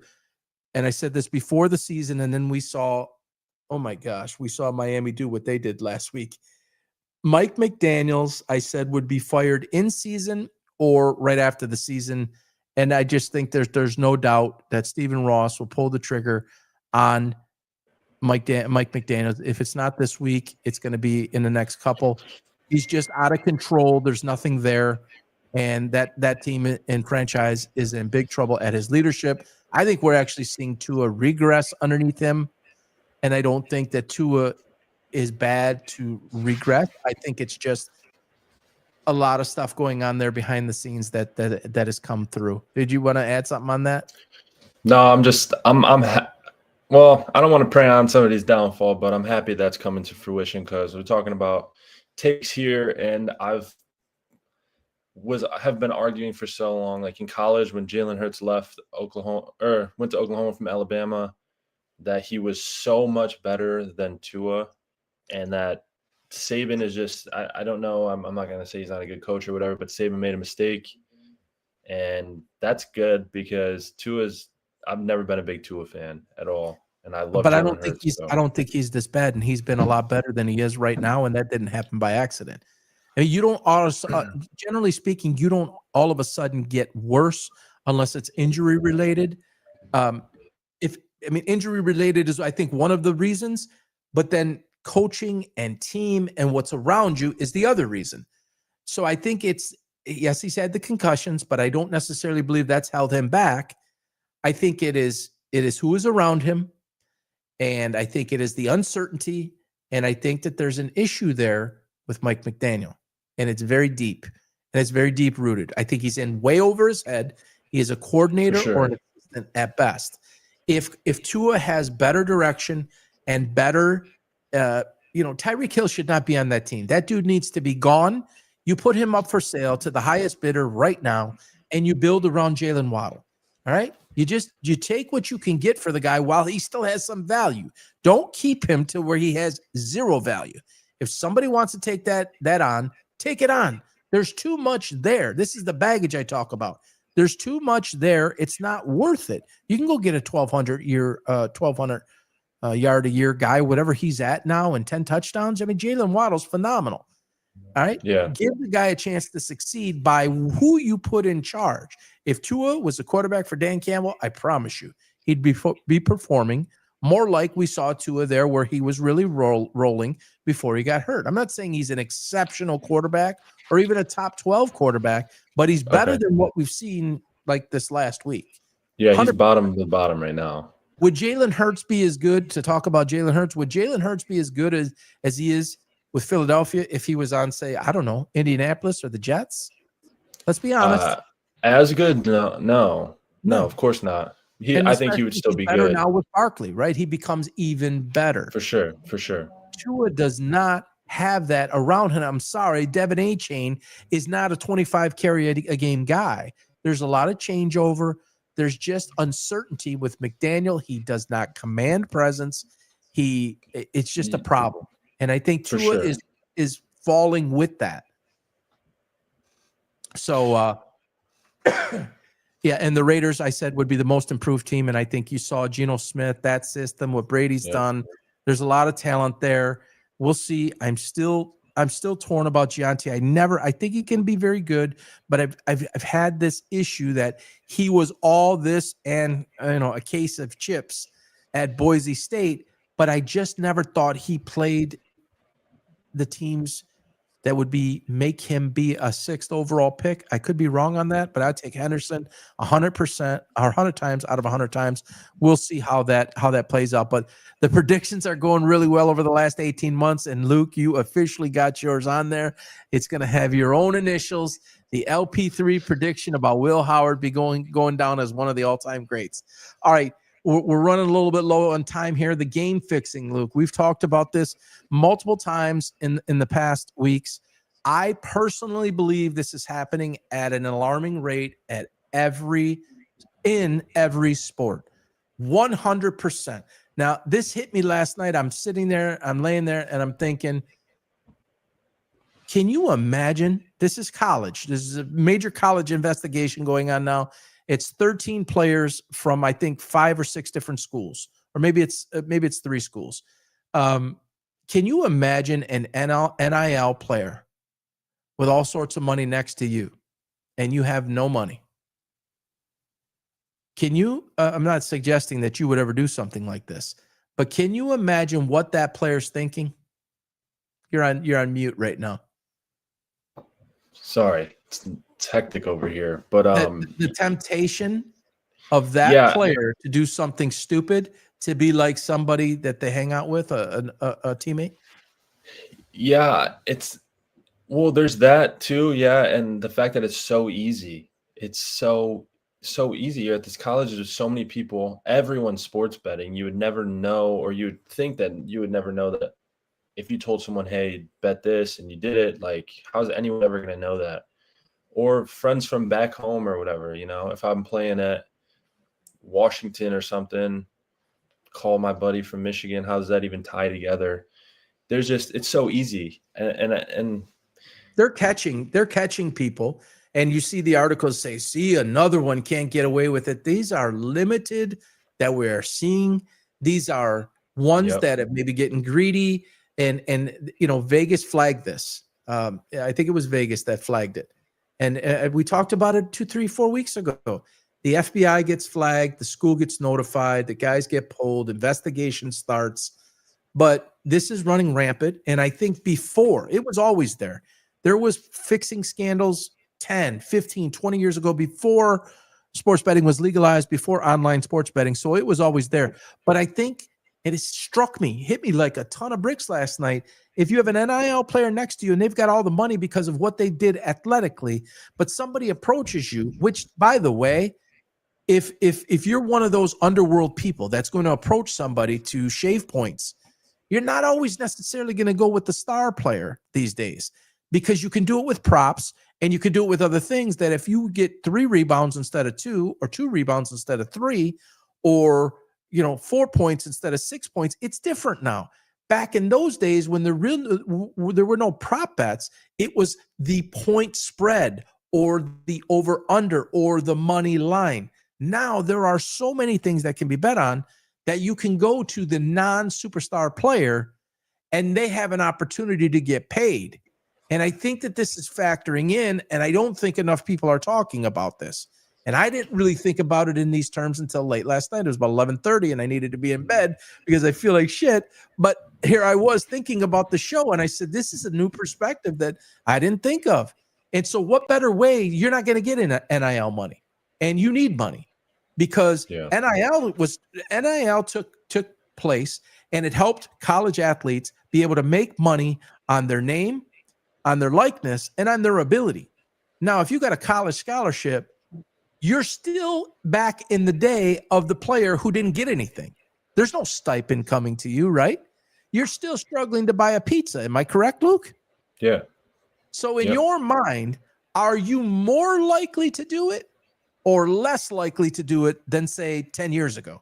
I think you're more likely to do it. Oh, for sure. Especially with both the things you just said, especially with the prop bets and stuff like that. Like, you don't have to be the quarterback. Or, you really don't have to have this moral dilemma that because you're affecting the outcome of the game, like shaving points, you can make that extra pass to get your assist numbers up, like if I went into any game and said, all right, I'm going to have this number of assists and focus on it, I could get it or push for it, like without losing the game or playing bad or being obvious. You distribute the ball more. Right. So there's, that's why I'm saying it's easy, because it's easy to hide. And these cases that they're finding definitely is just tip of the iceberg, I think. And I'm on record, and it's a gut, folks. This is I don't call it a premonition if you want. The number one place that I personally believe, and I need to be careful how I say this. This is my own personal opinion. I have no evidence to support this other than a gut feeling and a whole lot of common sense. I believe that the number one place that the people who pay attention to these things to investigate should directly today be looking at the WNBA. If there is any place that this can happen without people noticing, it's there. I believe it's there. I believe it's in every sport and every league, but I believe it's there.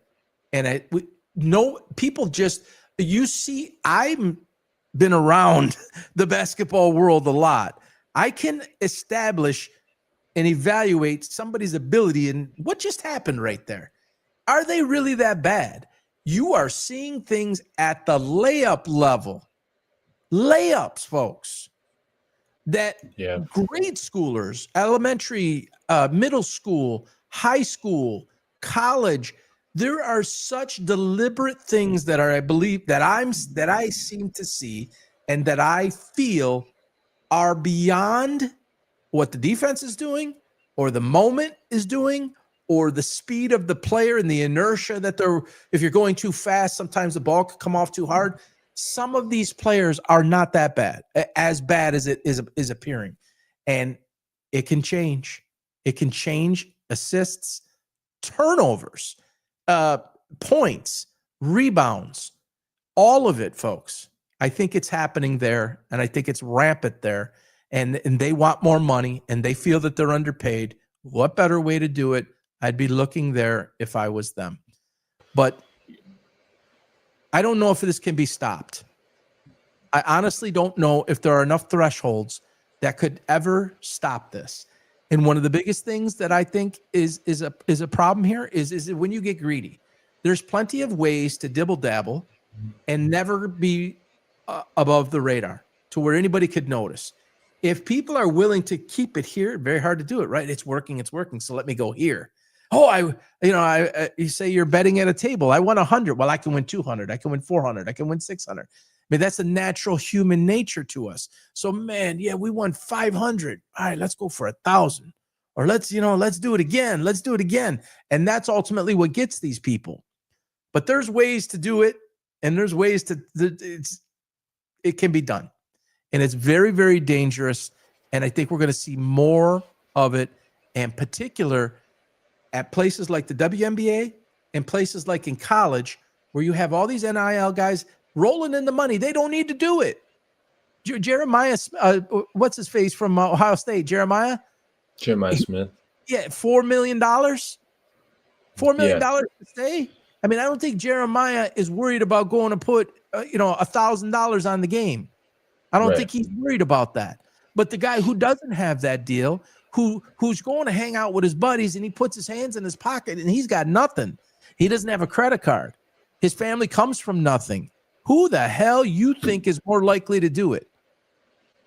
Right. And then I agree. And I just wanted to add one thing too. When you said the WNBA and stuff, I think we can agree that just generally speaking, like the the integrity of the game of sport has gone down a lot in the last whatever. And I know it's always been around. The WNBA, you're saying? I think of just sport. Yeah, of the two we're talking about, WNBA and college basketball, with the whole college sports in general, with the whole NIL and everything. And like, I think that like back in the day, when it happened, it wasn't so. All right, I'll just say this. So, like the WNBA, obviously the things they're doing are against like the integrity of the game. Like the whole show, the charade, the clown show they're putting on over there. It's nothing's about basketball. So why would they stop there and not? Like I'm totally agreeing with you on that. Now that I think about it, I'm like, they don't care about the sport, really. They're like, it's part of it. I'm sure if you ask some of them, they would probably even say, "Yeah, I do. So what? Like I should be allowed to, or whatever." Like you might be onto something there. Yeah, I got blown up. I don't know if it's a week. It's before the tragic thing that happened this week. It's probably maybe a week ago. And Sophie Cunningham was on everybody's timeline or feed, and she was dancing in a revealing bikini, and she had her knee brace on, and she was dancing for the camera like she always does. And people were like going whoop, whoop, whoop and going crazy. And I say, you have an opportunity and a platform to make a difference in people's lives. She talked about the comments of people like Angel Reese about the team and the individual first versus the team. And she said, and I'm paraphrasing, I'm a team person first, always. She was on a podcast show. Okay. And it's related because a day earlier, she's on this reel doing what she's been doing for the entire season. She's done it before, but really elevated it this year. Very good looking girl. The features to go put out there, and she has used the platform to maximize it and has made it all about her. So I put it out there and I say, you have a platform right now to make a difference in the world and to make a difference in young girls and in other young ladies' lives, young women's lives. And you have chosen to sexualize yourself, sexualization of yourself, and went from 500,000 to 1.5 million. And she recognized when she stood up for Caitlin Clark and took that moment, and people gravitated to her, and her followers on TikTok went from 500,000 to 1.2 million. Now she took it to another level. So how exactly are you in it for the team when every freaking minute you're doing something with almost no clothes on to increase your followership and asking for sponsors? To me, it's completely contradictory. So yes, so many of these people, and she doesn't need the money anymore either, by the way, and you're on mute again. She doesn't need the money anymore because she has plenty of endorsements and she'll be fine. So I don't think she's betting $1,000 on a game. But yes, it's all about that junk.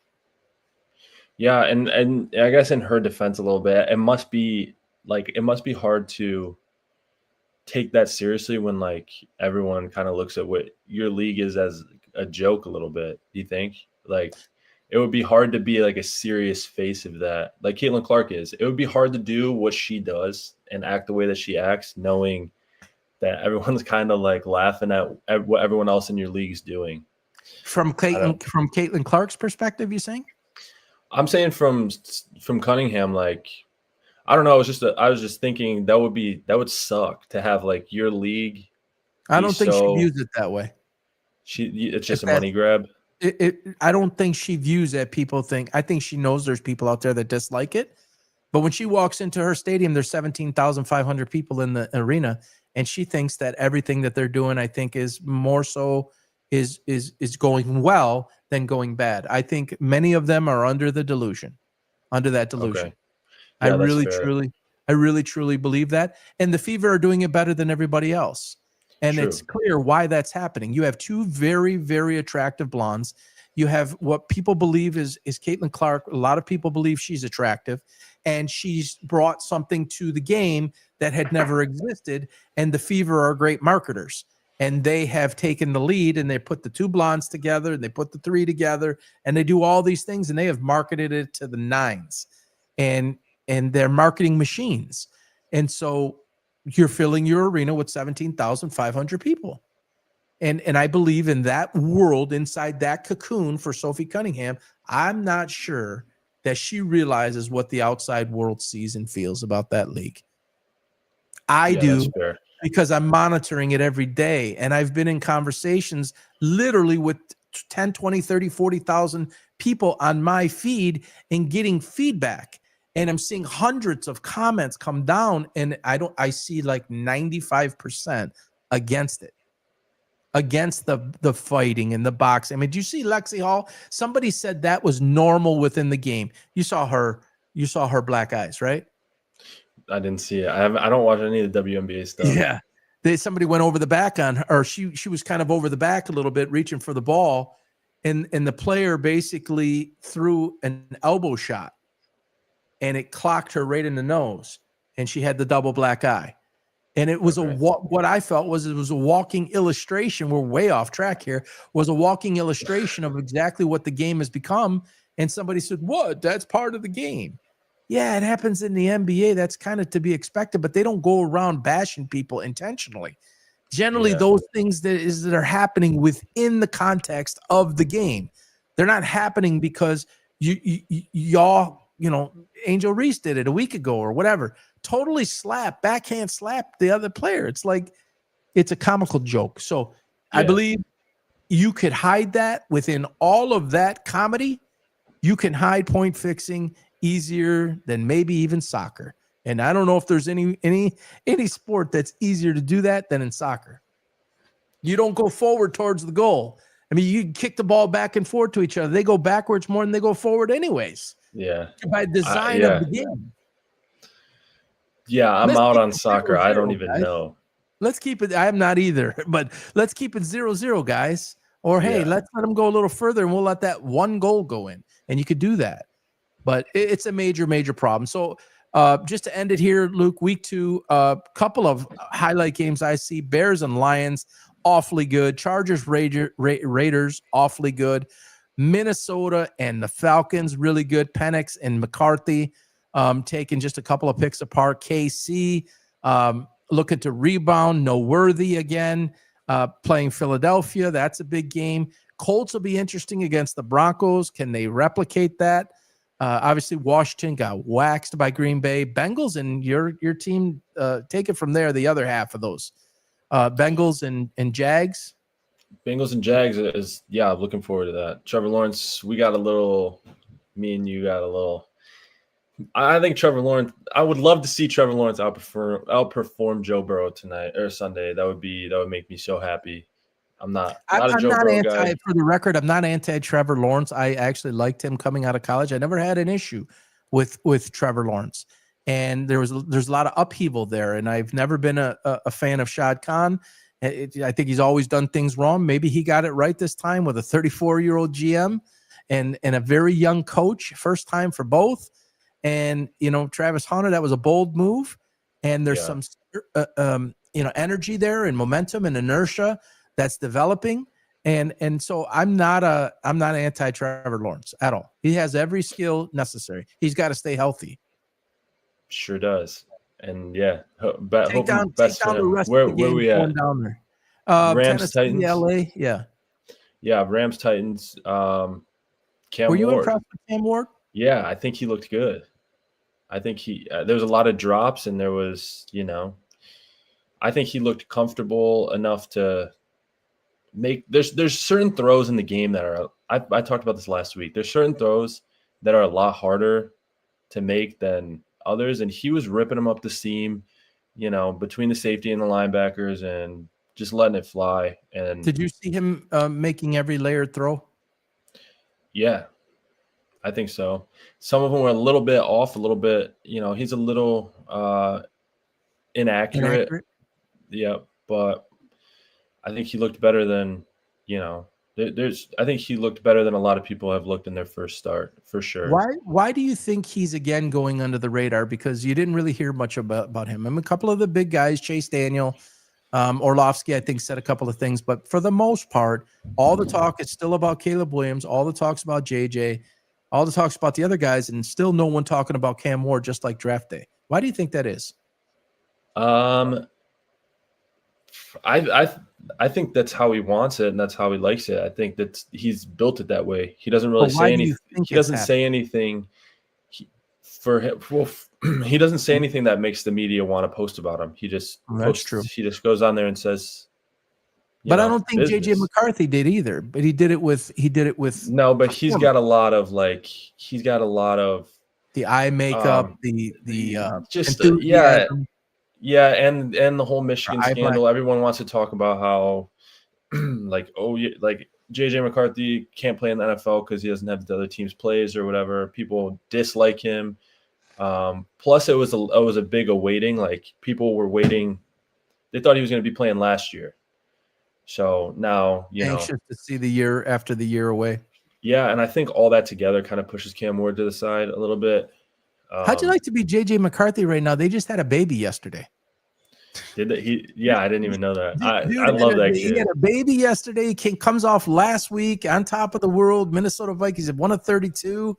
And you come back this week and you got to go do it again, right? Because it's always, the next game. Michael Penix. And it's like, wow. All right, so take it down from there. Patriots, Dolphins. Patriots, Dolphins. That's a big one. What you're saying? They're going. It's probably in Miami. It's a big day for Mike McDaniel and Patriots aren't bad. Patriots, they didn't look great last week, but they're gonna beat them down. They can beat them down. You're gonna see it go down more and more downhill. It's a big it's a big turning point for that team too, because they fire the coach probably, or they're obviously talking about it. Tyreek Hill gets traded. Where does he go? That shakes up the league a little bit, and that's kind of what everybody's talking about for a couple of days. So hopefully the Patriots kill them, so we get some more stuff to talk about, and then maybe we get Tyreek Hill back on the Chiefs. That'd be cool. Wouldn't surprise me. So, Mr. Quarterback, what do you think of Justin Fields last week? Do you think that was real? You think that's sustainable? Because he's never been able to do it. I think, yeah, I'm not out on Justin Fields at all. I think he's who good. Is most responsible for Justin Fields' performance last week, if you had to guess? Considering he's been on the Bears and he's been on the Steelers, why do you think he? Well, he wasn't. He was pretty good on the Steelers. If you pull the numbers, he wasn't. He wasn't throwing the ball like that with the Steelers. Come on, his decision making is nothing compared to what we saw last week. Let's call it. I mean, yeah, I wasn't even. He's not. His passing. Maybe he was on or something, but he's more of a threat. Like he's a very, very good runner. He's up there with I think Lamar. But he's one of the best runners. Showed a level that no one has ever seen. What is the reason? What is the majority of the reason that we saw that? Is it just a one-off and it all came together? Is he evolving and this is who he can become now? Was it who he played? Is it who he's playing with? What do you think is the biggest reason? So it could be a number of things, but if I had to guess, I would say that last year, I would strongly assume that the time he spent last year helped him a ton. He came into the league and was kind of forced into trial by fire, as a lot of these guys are. But the year he spent in Pittsburgh last year, kind of in the shadows and not having a whole fan base hate him and, kind of relying on him, he really probably focused on the things like progressions and stuff like that with a good coach and a good guy like Russell Wilson to learn from. I think he just really matured last year and that year that he had kind of watching how things were going. I'm going to tell you what I think it is. Of course, I got to tell you, Justin Fields, the number one thing that I would correlate that performance to is Aaron Glenn and the culture of winning and the culture of leadership and development and attitude. I believe that Aaron Glenn is so far above what anyone realizes or is given credit for. And so I believe that Justin Fields, and I'm not a big Justin Fields guy, I've never have been, but I believe you see that type of turnaround in one game like that, to be able to do things consistently in that game that we maybe have never seen. Like he would consistently run the ball and he'd end up with 100 yards and be like, man, this guy's really fleet of foot. People would say, oh, Lamar Jackson comparisons and things like this. But everybody knew he couldn't drop back and make the throws. We saw him drop back and make the throws. You would say this. What is the most important thing a quarterback must have? What is the most important thing that a shooter in basketball must have over and above everything else? Confidence. Yes, sir.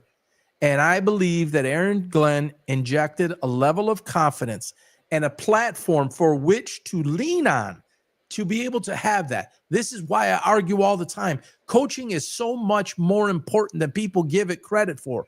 What culture you build around your team matters. Jerry Jones has disastered that approach.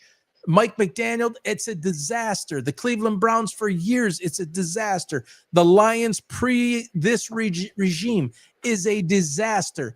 It matters the environment. It matters the culture. It matters the coaching. It matters the position you put your players in to succeed.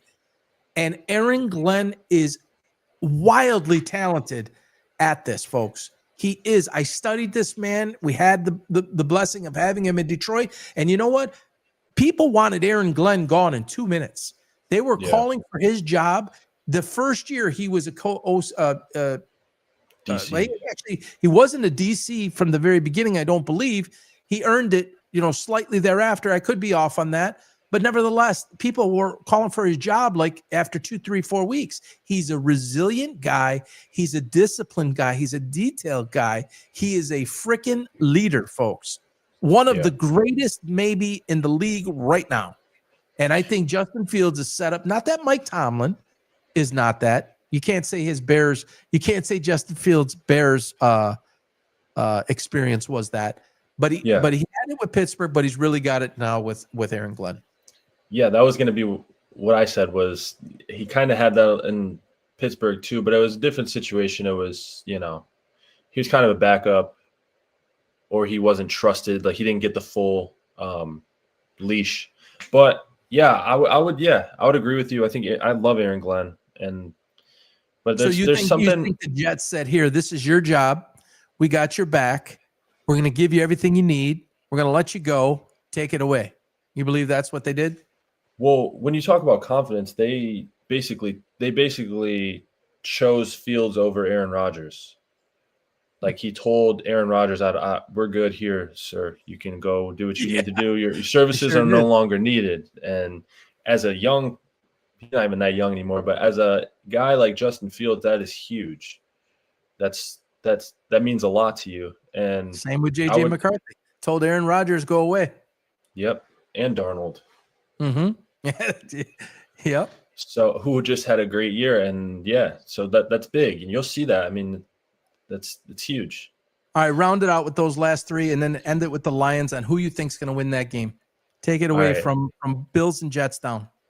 All right, Bills and Jets. We're good there. Josh Allen tell us the winners. Josh Allen's the best quarterback in the NFL. 1A, 1B with Patrick Mahomes. Bills win that. Okay. Bills win that, but I think Jets look good again. I think, people are going to want that. I think that's going to be a blowout. It's not. Same with the next game, Browns Ravens. I'm sure people would like to say that's going to be a blowout too. Browns always, for some reason, give everyone in their division trouble, no matter how bad they are. But I mean, you gotta say Ravens. You have to. They're just better in every part of the field and coaching, everything, I think. And then Giants Cowboys. Give me the Cowboys. I know you said Giants earlier. No, I didn't say the Giants are going to win. I said it wouldn't surprise me if Dallas fell on their face. To be honest with you, but I do think Dallas will win the game.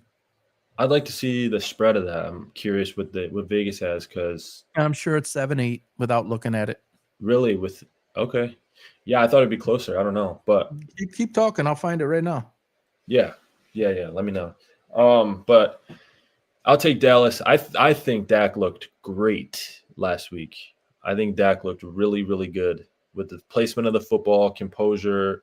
He didn't 5.5. 5.5. Cowboys minus 5.5. In Dallas too. So that's not that big. But I'll go Dallas. And then Dak's a good quarterback. He doesn't get credit because everyone hates Dallas, and he's made some late season mistakes. Dak he's very good. And then Bears Lions, we talked about it. I don't even want to talk about it. Lions by 50. Doesn't even matter. It doesn't even matter. Okay. Come to Detroit. Welcome back, Ben Johnson. Get backhanded. You're not welcome here anymore. I think I have a few prayers left, although I've used a lot of them this week with what happened with Charlie Kirk. I pray that this does not happen to the city of Detroit and to us as Lions fans that come Sunday at about 4:30. I'm telling you, and I don't mean this literally, folks, but like the world will be on fire as far as Lions fans if Ben Johnson comes in there with Caleb Williams and wins that game. I'm telling you, people are going to need help, like seriously going to need help if that happens. So I think that's why Dan Campbell knows that too. He's never going to say it, but we have to win this game. You have to win this game. You have to pull out every stop. I don't care what it is. Go for every fourth down. You cannot lose this game under any circumstance. Even if you have to change who you are a little bit, you cannot lose this game for your present and for your future. I'll end it with that. Absolutely. So everybody, thank you for joining us for week 50. It's been an honor to do this, honestly, for 50 years. I've been wanting to do this for 50 years, but for 50 weeks, it's been a lifetime dream to do this. I can't believe it's been happening this long. We look forward to continuing it. We've got a lot of great news coming. I've been invited to be on a major show. We're putting that together. We'll inform you when that happens, when we get confirmation. The events of this week, I believe, really slowed that down because I was notified. They reached out to me right before it happened, like the day before it happened, and exchange emails so the producers can contact me. So very, very much looking forward to that. We'll get that out. Exciting weekend of sports. Everybody enjoy. I've been touched so deeply this week, and I said it I say it every week, and I said it in my live stream about Charlie Kirk this week. I say it every week, and it hit home especially hard this week, and it's why I always say it. Every single week I say it, and I will say it again. Hug somebody, hold somebody, love somebody. Life is short. Charlie Kirk's wife and those children learned that firsthand this week, and we are all vulnerable to it in one form or fashion. So seriously, hug somebody close, hold somebody close, love somebody close. We never know when our time is up. Luke, thank you. Great job. Have a great weekend, sir. Everybody enjoy their weekend. Enjoy your family and your loved ones. Have a great time, and we'll talk to you soon. Take care, everybody. Bye-bye now.